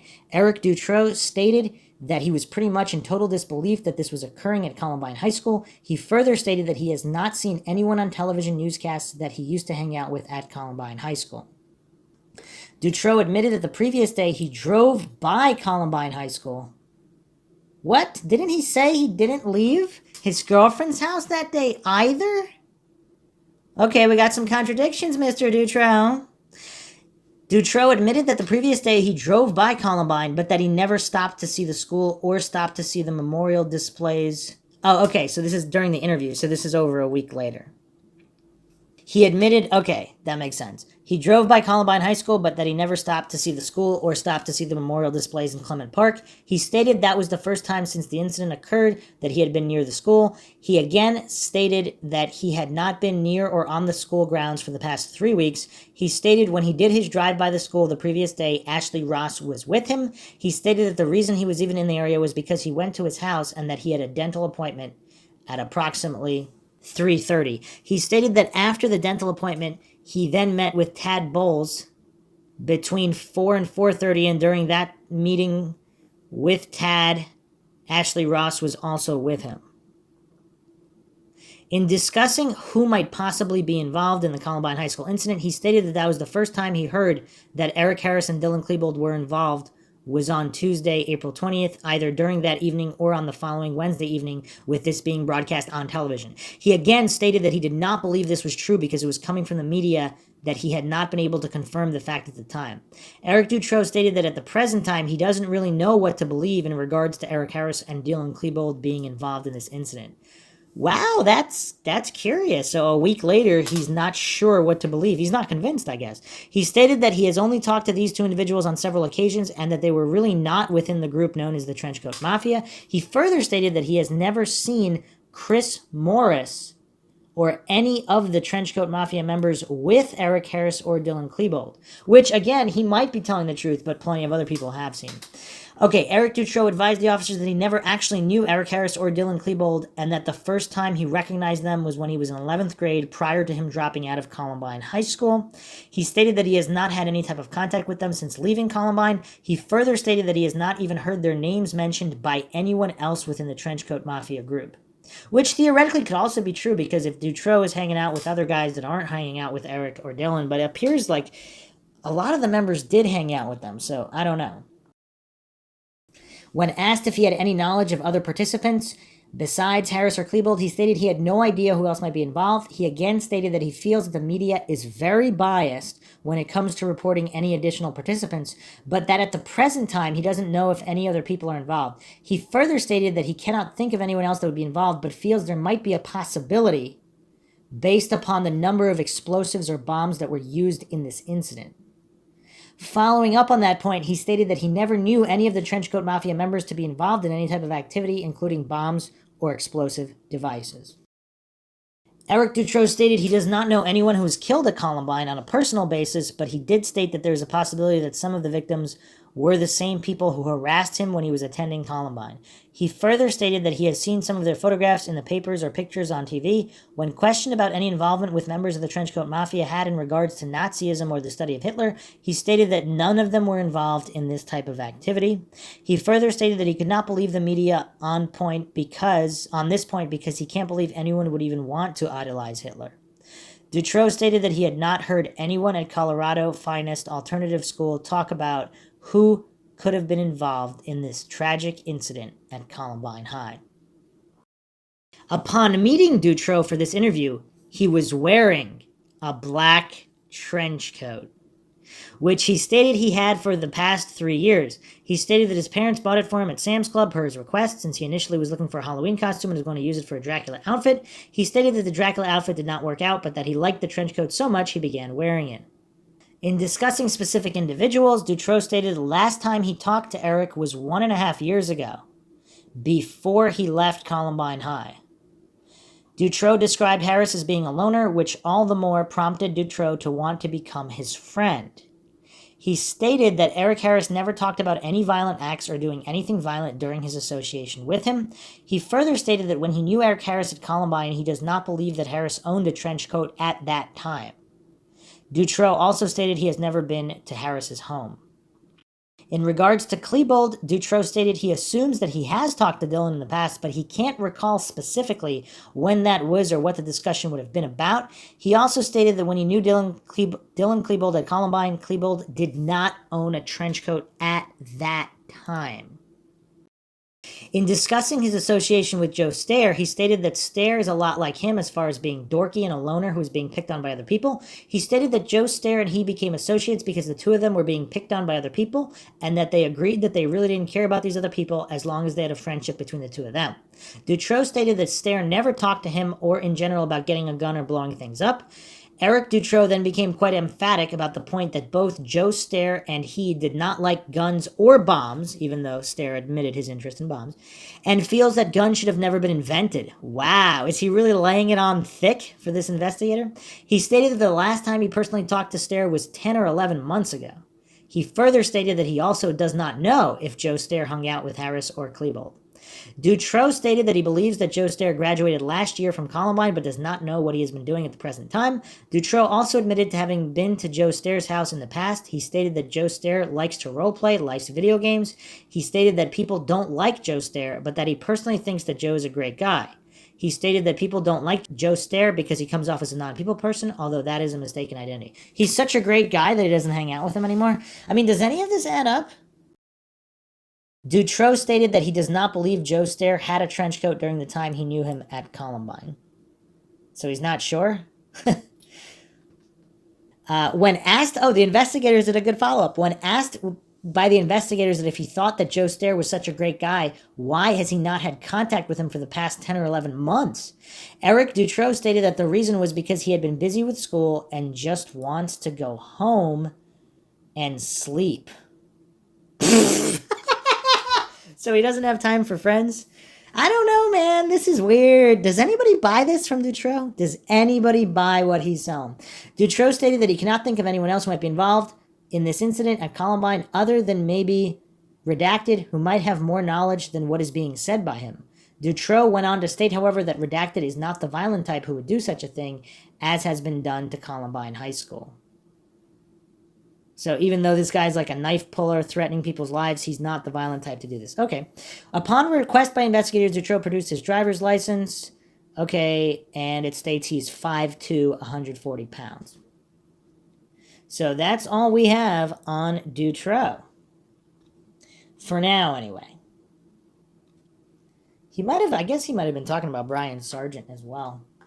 So, obviously, we have plenty more Trenchcoat Mafia members to go over, plenty more anomalies, dozens and dozens, almost 100 accounts still left to go over, which we will do in typical Mindshock fashion. Hope all the Mindshock listeners out there found another edition of Mindshock True Crime in the Columbine Conspiracy Series interesting and thought-provoking. If you enjoy the podcast, you can donate to our PayPal, help us make more mind-shocking podcasts to keep up awareness in a lot of different cases and to help separate truth from fiction with logic and reason at the forefront. So you can donate to our PayPal, just check the link in the description. Make sure to subscribe to the channel, hit that bell for notifications, or you can just go to youtube.com/Mindshock. Like and share the podcast, Twitter, Facebook, Reddit, Patreon. Patrons do get priority for case topic logical analysis, co-podcaster requests. You could also be a guest in the podcast depending on your tier. Questions, comments, theories, thoughts, suggestions, rebuttals, debunkings of any kind, leave them in the comments section. This is Bruce McGuire signing off. Catch you guys next time.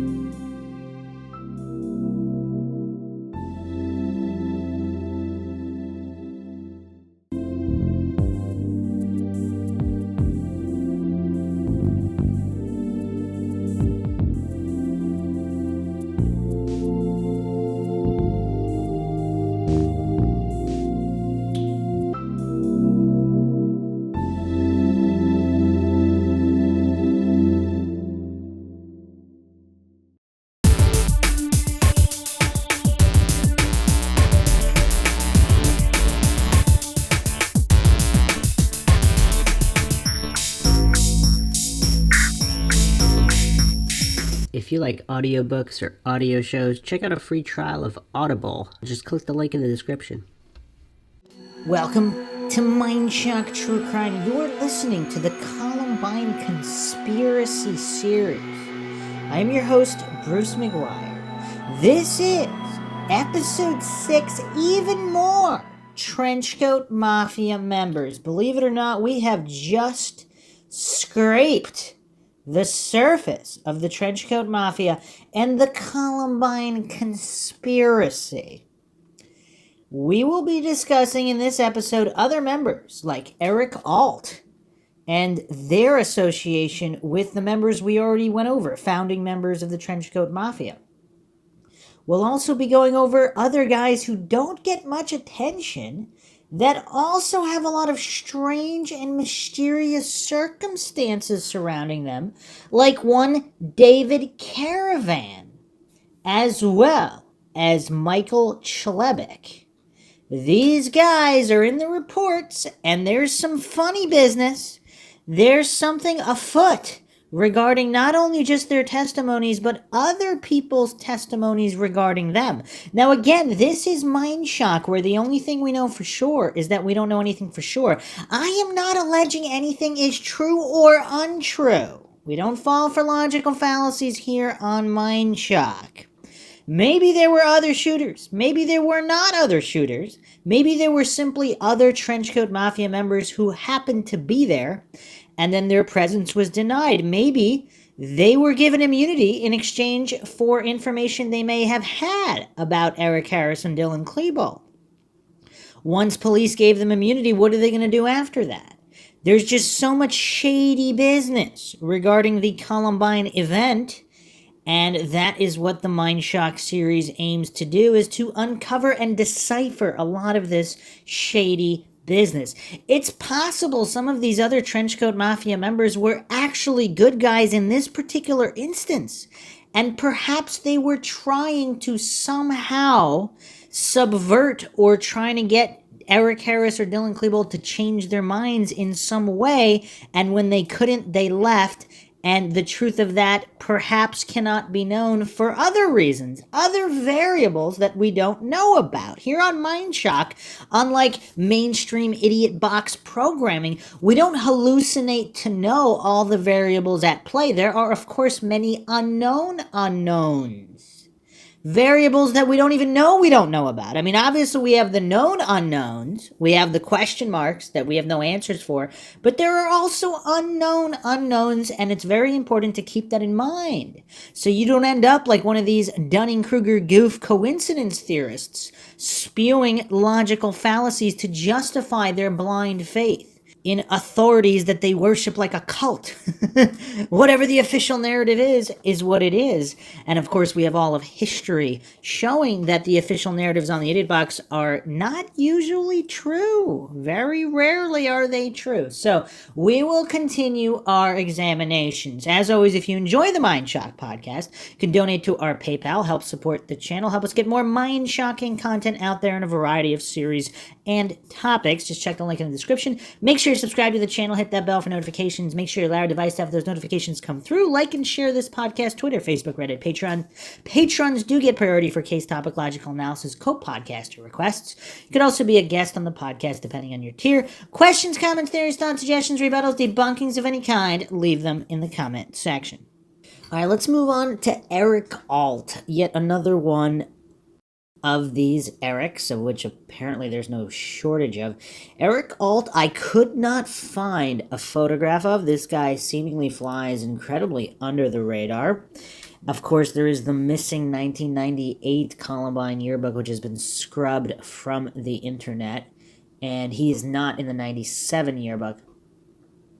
So here's a few pieces of information that have been known about Eric Alt. Eric Alt was kicked out of Columbine High School in January 1998 after he was accused of smoking pot and doing drugs on school grounds. Eric Alt described Eric Harris as a decent kid and did not expect him to do something like Columbine. He said he joked about blowing up the school once, but he didn't take him seriously. The last time Eric Alt saw Eric Harris was in July or August of 1998 when they ran into each other at Southwest Plaza Mall. He said they just chit-chatted about expletive. Alt and Eric Harris began hanging out together at the end of 96. He knew Dylan Klebold only as an acquaintance through Eric Harris. Eric Alt was also one of the original students at Columbine High School that wore a trench coat and further advised that he began wearing it after he received it as a gift for Christmas in 1996. Seems like a number of people have that story. Alt stated that he quit hanging out with Eric Harris before he was kicked out of school. Eric Alt stated he, Bowles, and Stair broke off from the group when they left, in parentheses, graduated from Columbine High School. So let's go to the documents. So this is 10,646. Detective Joanne Schroer, April 20th, 1999, had this write-up, and it is riddled with some curiosities. Eric Alt had called the Littleton Police Department after he heard what was going on at Columbine. A Commerce City police officer responded to his address and brought him to the scene, as we hoped he would provide intel for those at the scene. Alt provided the following information: that he was a member of the Trenchcoat Mafia when he was still a student at Columbine. In fact, he helped to start it by wearing a trench coat. This caught on and others followed. It was not a hateful group at the time. He was aware that it had become this way. I mean, that's just a constant story these guys say. That he suspected that the ones in school were probably Eric, who goes by the name Preacher. Now, that is the first time I have ever heard this. Did Eric also go by the name Preacher in addition to Rebel or Reb?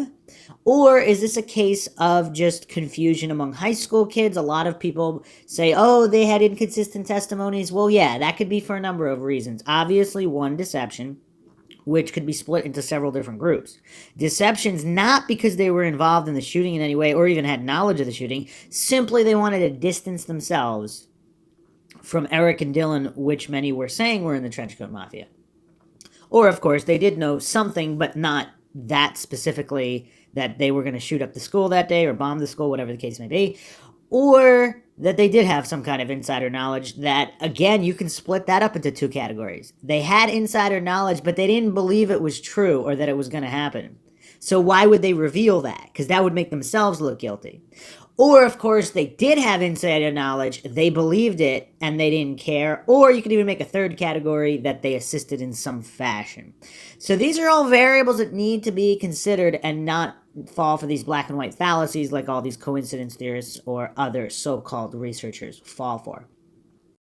So, yeah, he said he suspected the ones in the school were probably Eric, who also goes by the name Preacher, and Redacted. Interesting. They are presently the two main people in the group. The two main people? And which Eric is he talking about here? Because Eric Alt, said Eric, there's no last name here. And the redacted name, could that possibly be Chris Morris? Because he's calling them the two main people in the group. Chris Morris is, of course, the so-called leader at the time. That others he knew that were involved in the group were Joe Stairs, Tad Bayless, Marla, last name unknown, and Julie Dawkins. That they didn't like school. They always talked about wanting to do things to the dean of the student's car. That they were into satanic worship. So it's curious how some members of the group admit the Satanism, others point the finger at others in the group being involved in Satanism, and yet others still claim there was no Satanism by anybody at any time, and there was no Satanism in the Trenchcoat Mafia. So we have all kinds of claims here. Also said that Eric had the anarchist cookbook. They talked about setting bombs around the school and blowing up the school. That they talked about how it would be fun as a senior prank to ride through the school on dirt bikes with guns and shoot it up. That they hated Craig Place, the dean. They hated him because whenever they got into trouble, he was the one that caught them. that last year there was a fight between the stoners and the mafia against the jocks. The mafia group would chant satanic verses as they walked by the jocks. That Redacted hacks computer systems. It's curious. I mean, Eric Harris, there's actually an office referral paper here regarding Eric Harris's suspension, grade 11,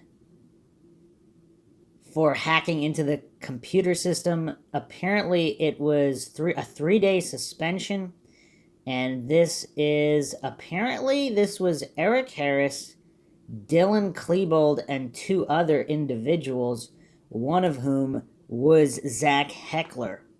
Now, I don't know who Alt is referring to here, but yeah, I mean, so it is known that there were people, students, acquaintances, associates, friends, trenchcoat mafia members who hacked the school's computer system. Alt says he hacked it to, they hacked into the computer, or this one redacted person's name hacked into the school's computer system once to change grades, although officially I believe it was to obtain locker combinations. And he also said Redacted here used to work at Burger King. So I don't know. So far, I don't believe we've gone over anybody that definitively worked at Burger King. All these Trenchcoat Mafia members and associates seem to circulate around Blackjack Pizza in terms of workplace. And of course, the one Subway. But that's about it.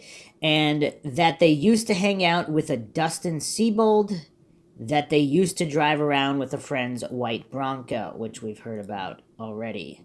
So, another report here, document 10,647, Alt advised the following. He used to go to Columbine High School until he was kicked out in January 98 after he was accused of smoking pot and doing drugs on school grounds. So what's curious here is that Eric Alt is admitting all of these things, where, again, as we just went over, Eric Dutro did not admit. He said he left. He said all these things when he was kicked out also for drug use, apparently.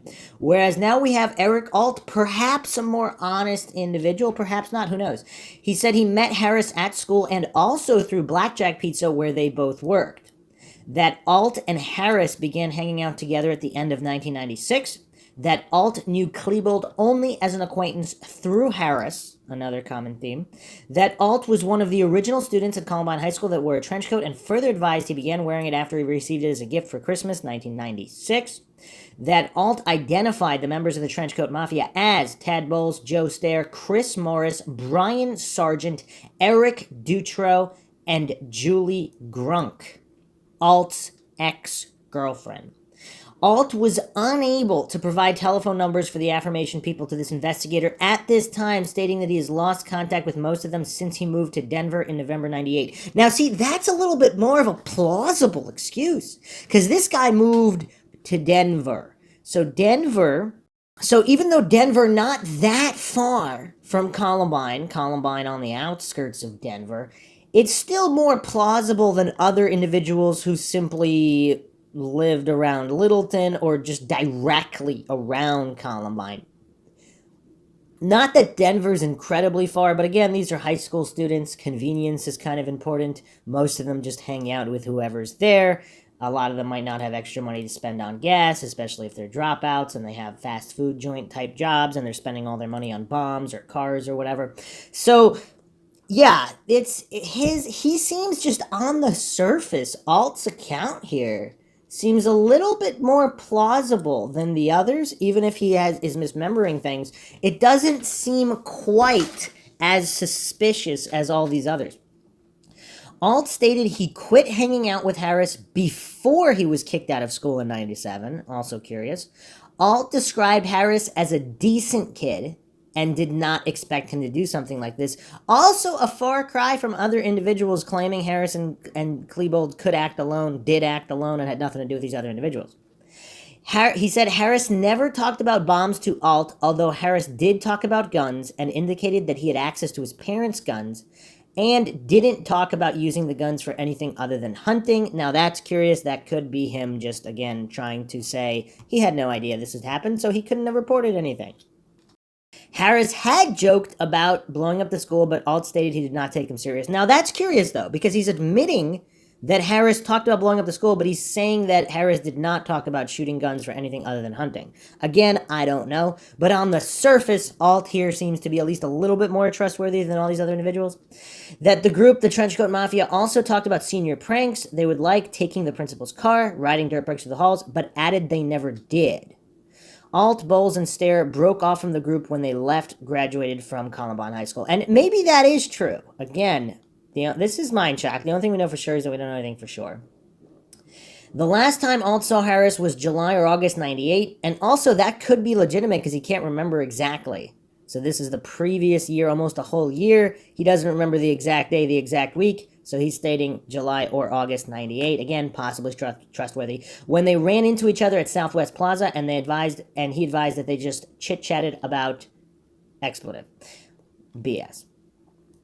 Okay. Due to Alt's prior involvement with the group, he told his supervisors that he needed to leave to call the police. He was at work at Entel.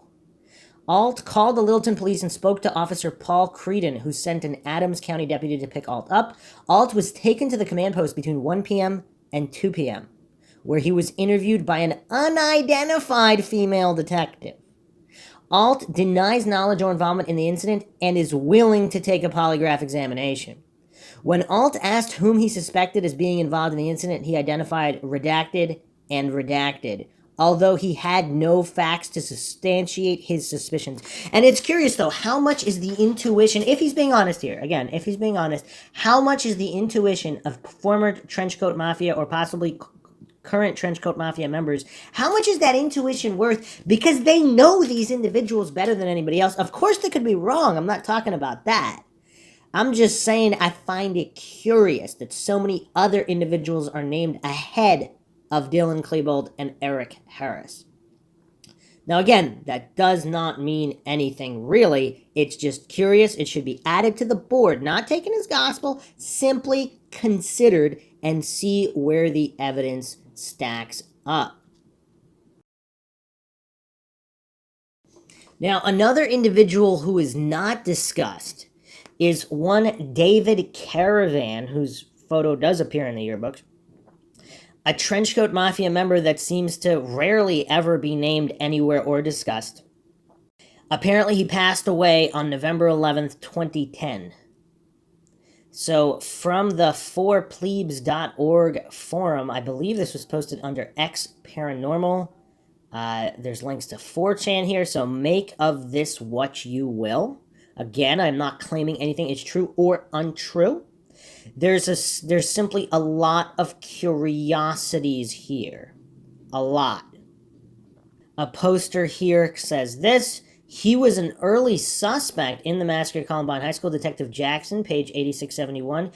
Quote, I spoke to school personnel who gave possible associates names of David Caravan and Eric Dutro, who is not currently a student. I believe they're referring to Dutro not being the current student. Caravan might have been. Teacher Dan Fleener, page 5558, told investigators that Caravan had boasted of having firearms at his residence. When interviewed by investigators, Caravan denied this. Caravan was expelled from Columbine High School in either October or November 1998, page 8671, or January to February 99, page 6219. So they couldn't nail that down? That's weird.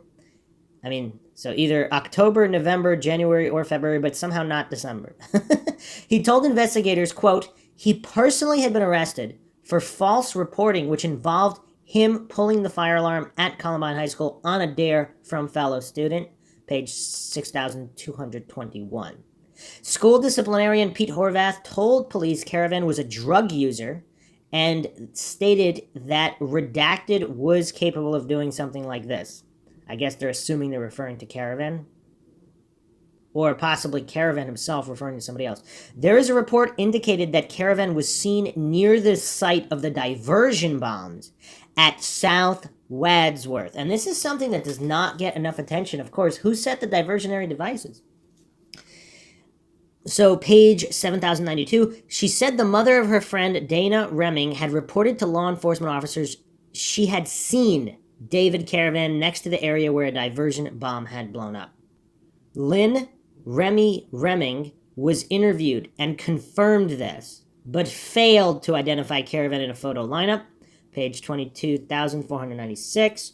Caravan's alibi. He stated that after shopping at King Soopers, he saw a friend of his at the Burger King restaurant located at 6797 West Ottawa Avenue. He identified this friend as being Jonathan Schlott. While at Burger King, they saw some cop cars drive by very fast towards Columbine High School. Unfortunately, neither Jonathan Schlott, page 7119, nor the person he was eating with, page 6254, with recalled Caravan's presence. So nobody could corroborate Caravan's alibi here. Very curious. Also curious is that David Caravan does not appear on the Harrison Klebold Associates section of the 11K witness testimony reports, whereas all these other individuals do. Quite curious. David Caravan appears only in the not on location witnesses, pages 6,217 through 6,221. So let's read his account here. At approximately 11:49, this officer, Detective Jackson, was responding. On arrival, I assisted with postings and other functions of the command post. As students and teachers were able to exit the building, I assisted with interviewing these subjects and collected written statements from these subjects. These statements were subsequently turned over to Jeffco. I spoke to several school personnel who gave possible associate names of David Caravan. So it seems multiple individuals gave David Caravan's name, who was expelled from the school around October or November of 98, and Eric Dutro, who is currently not a student at Columbine High. One of the involved students, Adam Hansey, did also advise me that a John Savage had been involved with the Trenchcoat Mafia gang in the past and would know a lot about them, but didn't seem to be closely associated with them this year and hadn't been seen by him wearing a trench coat this school year. And John Savage was, of course, the individual that was let go and allowed to live. I was also advised that the following people were reportedly in the office area at the school at the time of the incident. I did not personally contact any of these victims. I was advised that I'd be assigned to the lab team for the school and remained on standby. Okay. So, interesting. A lot redacted here. So, tons redacted in this report. These leads, which were the leads, further indicated that David Caravan was a Trenchcoat Mafia member and that he had access to firearms at his residence. In reference to control number 3749, IO conducted an interview with Ramona Madden, who is a financial secretary at Columbine. She reported that she had been threatened by David Caravan the previous school year as a result of not returning some fees to him that were paid by his parents. So he threatened a secretary because he couldn't get money back? This is weird. On May 26th, 99, at approximately 1:25, IO responded to this address in order to conduct interview with David Caravan. He is 6 foot 200 pounds, so not incredibly tall. White male, 6 foot 200 pounds. In his yearbook photo, he also has long hair. Long black hair, not brown hair. Okay. His mother was unable to be present during the interview, even though it was requested. David Caravan advised IO that he attended Columbine High from 9th to the middle of 11th grade, but he began experiencing problems and was also ditching classes, which caused him to be expelled during late January or early February. He stated that he presently is not attending any school and is in the process of looking for employment. In questioning Caravan about his association with Eric Harris and Dylan Klebold, he stated that he saw both individuals at Columbine High, but really never talked to them. Which might be consistent because all of their other close friends and Trenchcoat Mafia members did not specifically name David Caravan as someone who they hung out with. And of course, we do have to keep in mind a theory that there might have been two groups involved here. So if it was Dylan, Eric, and possibly one other individual, And there might have been a second group who either, if they heard about that there was a shooting, did they rush to the school to participate in the shooting? Uninvited? Or were they some kind of other secondary plan? I don't know. Again, this is just, it's really difficult. It's really difficult. Early reports, of course, reported multiple shooters. Some reports over 6 shooters. He stated that one of them, Eric Harris, had a German class after he did in the same room, and that he would occasionally say hi to Harris, since the two of them dressed alike. David Caravan stated that he does not believe that he ever talked to Dylan Klebold. David Caravan advised that he always wears black clothing, which would include black jeans and Marilyn Manson look-alike shirts. He further stated that he does not wear combat boots, but instead black athletic shoes. He further stated that he does not wear a black trench coat, and in fact has never owned a black trench coat. David Caravan stated that he heard of the Trenchcoat Mafia at Columbine High prior to April 20th, 1999, but he knew it only as a small group of kids with no more than 8 in this group. He stated that he was aware that they were into listening to hard music, specifically hard rock German music. He further stated that they were a clique into themselves, and one reason was because the jocks were in control of the high school. Interesting phrasing there. He further stated that he had a short conversation with 1 or 2 female associates of the Trenchcoat Mafia group, but does not know the females' names. IO asked him if he recognized the name of Redacted, with him stating the name sounded familiar, but he was not sure if he knew this individual. I mean, that's a pretty good answer if you're trying to hide something, right? Because then you can't truly be caught. He further stated that he knew Robin Anderson by being familiar with her boyfriend, whom he identified as Patrick McDuffy. He stated that other than that, he had no further acquaintanceship with Robin Anderson. In asking David Caravan what his activities were on April 20th, he stated that he had ridden his bicycle to the King Soopers grocery store at Columbine Center. He stated that after shopping at King Soopers, he saw a friend of his at Burger King. He identified this friend as being Jonathan Schlott. He stated that while at Burger King, they saw some cop cars drive by very fast towards Columbine High School, and he assumed that something out of the ordinary was taking place there. He stated that he then got on his bicycle and came home, at which time he saw the events develop on TV. He stated that the rest of the afternoon he stayed home and watched the tragedy unfold on TV. He stated that on this day he was wearing a black t-shirt and black-colored shorts.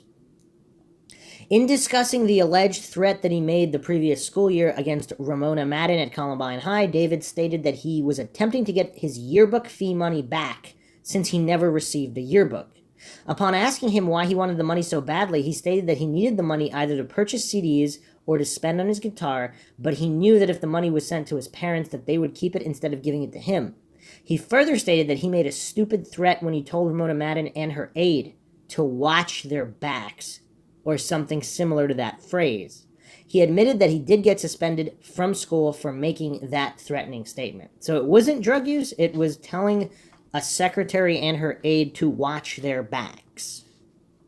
Upon asking David Caravan if he knew of anyone else who might be involved in the tragedy, he stated he could not think of anyone else, even though he has talked to his friends who used to go to Columbine High School or who presently do. So he admits to being in contact with other friends. He doesn't specifically state the nature of these friends. He further stated that he does not know anyone who is involved in manufacturing explosives or bombs of any types. David Caravan stated that he personally has been arrested for false reporting, which included him pulling a fire alarm at Columbine High School on a dare from a fellow student. And just a side note, if you guys remember, many reported a fire alarm being pulled before any shooting started. Now, what that means, I don't know. Okay. He further stated that he had also been arrested for driving without a license, shoplifting, and possibly 1 or 2 curfew violations. So he's not sure if he was arrested for curfew violations or whether it was 1 or 2. Upon being asked when he last spoke with Eric Harris, he stated that it was several weeks before he was expelled, which would have been in either January or February 1999. He doesn't even know when he was expelled. This happened a few months prior. 2 months. If it was April, if it was February, we're talking April here, and this was back in February, or January or February when he was expelled. He further denied ever communicating with Eric Harris or Dylan Klebold, nor any other Trenchcoat Mafia member by using the computer or internet system. He further stated that he personally does not have a computer. IO then asked David Caravan if he had any guns or if there were any guns accessible within their residence, with him stating that there were no guns, not even a BB gun. He stated that the only weapon he does have in the house is a bladed staff, which he described as having a long pole with a blade at the end of it. Io then questioned David Caravan regarding his brother, with him identifying his brother as being Michael Caravan, age 11, born... Okay. He stated that his brother was attending Dutch Creek Elementary, but this coming fall will be attending Ken Carroll Junior High School. He further stated that his brother does not wear black clothing like he does. Okay. So that is all the information we have on David Caravan. He is not in the Harris-Klebold Associate subsection. Now, that is curious, and supposedly his alibi has not been verified by anybody. So, some more posts here regarding Caravan. Cause of death unknown. It may be the second suicide among the presumably living suspects. Joseph Stair allegedly strangled himself with an extension cord on September 13th, 2007. It was days before the long-delayed Columbine Memorial in Clement Park, which would coincide with his funeral. Stair was one of the founding members of the Trenchcoat Mafia. He claimed he was home asleep on April 20th, 1999. And again, they list here Leah Murphy's report that she recognized him. We went over all of this. And Leia, of course, picked him out of a photo lineup, and she was certain she saw his face completely for 15 seconds. And then, of course, she recanted October 99. Mrs. Mikesell also said that several students told her they had seen Joe Stair in the building. And then, of course, we went over all of the ear witness reports screaming Joe or mentioning Joe in the hallway or in other areas. A few other posts here. What if there were two teams of kids? Capture the flag type event or a King of the Hill, like the ones in, forgive my references, but Call of Duty or Battlefield. Whatever gun games were available in the time period, you get the idea. Maybe they just wanted to have one final game. I've read before that some of these kids have the simulation theory somewhat in them, ninjas versus trenchcoats. They wanted to cover all of this because it related closely to the whole death education classes. The kids were comfortable with the idea of dying. The world is a simulation, even better. Well, okay, weird. Other posters here. There's overwhelming evidence that the shooting lasted much longer than officially reported, as late as 3:45 or 4 p.m. There is also very strong evidence that more than 15 bodies were removed from the school. And of course, we'll get into that later. Apparently, there were witnesses to bodies in the hallways that could not be attributed to anybody. Some people assume these were students, but perhaps they weren't. If these were non-students, because again, the counter-argument there, if there were other students killed, how could that be covered up? It would be known. Well, if it wasn't students, if there were these guys dressed in black with black masks on, who knows their true identities, or if there was some kind of shootout that has not been public with SWAT team members or whatnot. See, it is awfully convenient. The coincidence theorists explain all this as the SWAT team so-called clearing the building and shooting into classrooms, and that's why the gunfire, not actually shooting people, necessarily, some people believe they did, but just shooting at doors, into classrooms, whatever. I believe there is on video one officer shooting into a window. I believe that classroom was empty. I don't know. There's many people discussing that. But it is awfully convenient that some people explain away the gunfire as SWAT teams simply shooting at whatever, which could be true. Again, that could be true. But it's really impossible to know unless one was there and saw exactly what happened. Could that also explain why there was no movement into the building, because they kept getting conflicting reports? All of this, I mean, who knows how much more is redacted or has been sealed forever. If there was definitive evidence that there were other individuals in the building shooting, or maybe not shooting, but simply running around. Again, we have all these witnesses seeing people other than Harris and Klebold. Now, maybe they were not shooters. Maybe they were simply friends who wanted to see what was going on, Trenchcoat Mafia members who on. They were spotted there. So it's weird how the coincidence theorists, they're so triggered, they can only think in terms of, were there additional shooters? If there were, it would be revealed. What if they weren't shooters necessarily? They were just running around the school as spotted because they wanted to see what was going on. Maybe they wanted to be shooters, but they just didn't have the opportunity. Who knows what happened? Again, unless you were in the building, and even the people in the building, most of them were hiding. They didn't have access to seeing everything that was unfolding bird's eye style. But if there were other security cameras, which is a whole nother rabbit hole, I mean, there is so much talk about possible other security cameras, either in the hallway area, I mean, even cited by the principal himself. We'll get into those references later, not necessarily in the library, but just outside the library. It's tough. It's really tough to make heads or tails of everything. Another guy that doesn't get talked about is Michael Chlebik. And so Neil Gardner, school resource officer. So this guy's got like 15 years of experience. This guy is the security officer here. And so he's a deputy with the Jefferson County Sheriff's Office. He was a 15-year vet of police work by spring 1999. And this would be his second year as the uniformed community resource officer assigned to Columbine High. So this guy clearly knew the troublemakers. Okay.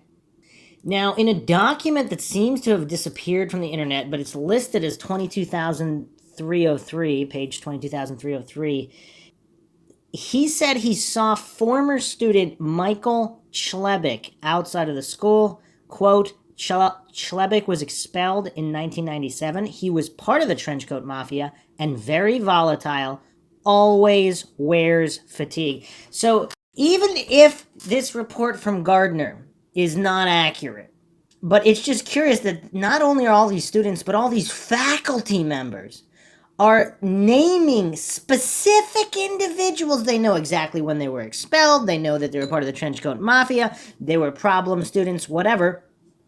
They are clearly naming names, putting names to faces, people that know Eric and Dylan and these other individuals.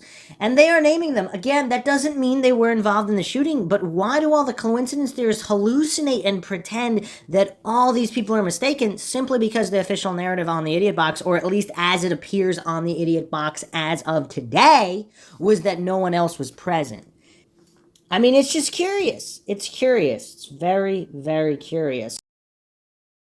So that's all we have for now. The next few episodes will be more in-depth, focusing on dozens and dozens of accounts, placing specific individuals, not Eric Harris or Dylan Klebold, at Columbine High School, either doing the shooting or present in some capacity. There's no shortage. So, believe it or not, again, this is just the tip of the Columbine iceberg. Originally, this was formed as a 10 episode. I had about 10 episodes in mind, but it might actually run a lot longer than that. Just the multitude of information that has already been released in the Columbine report and these tens of thousands of documents, and then, of course, plenty more unreleased. Tens of thousands or possibly even over 100,000 documents still sealed. Still sealed, possibly, what was the date? 2028 or something like that? That's when a judge sealed it. And of course, they can kick the can down the road even further, as is often the case in a lot of these conspiracies. Obviously, if there was nothing to hide, all of this would have already been released. Hope you guys found another edition of Mindshock True Crime interesting in the Columbine series. You can support the podcast, donate to our PayPal, just check the link in the description. Make sure you subscribe to the channel, hit that bell for notifications, like and share, Twitter, Facebook, Reddit, Patreon. Patrons do get priority for case topic logical analysis, co-podcaster requests. You could also be a guest in the podcast depending on your tier, so you could also support us that way. Become a patron today. All the links in the description. Questions, comments, theories, thoughts, suggestions, rebuttals, debunkings of any kind, leave them in the comments section. This is Bruce McGuire signing off. Catch you guys next time.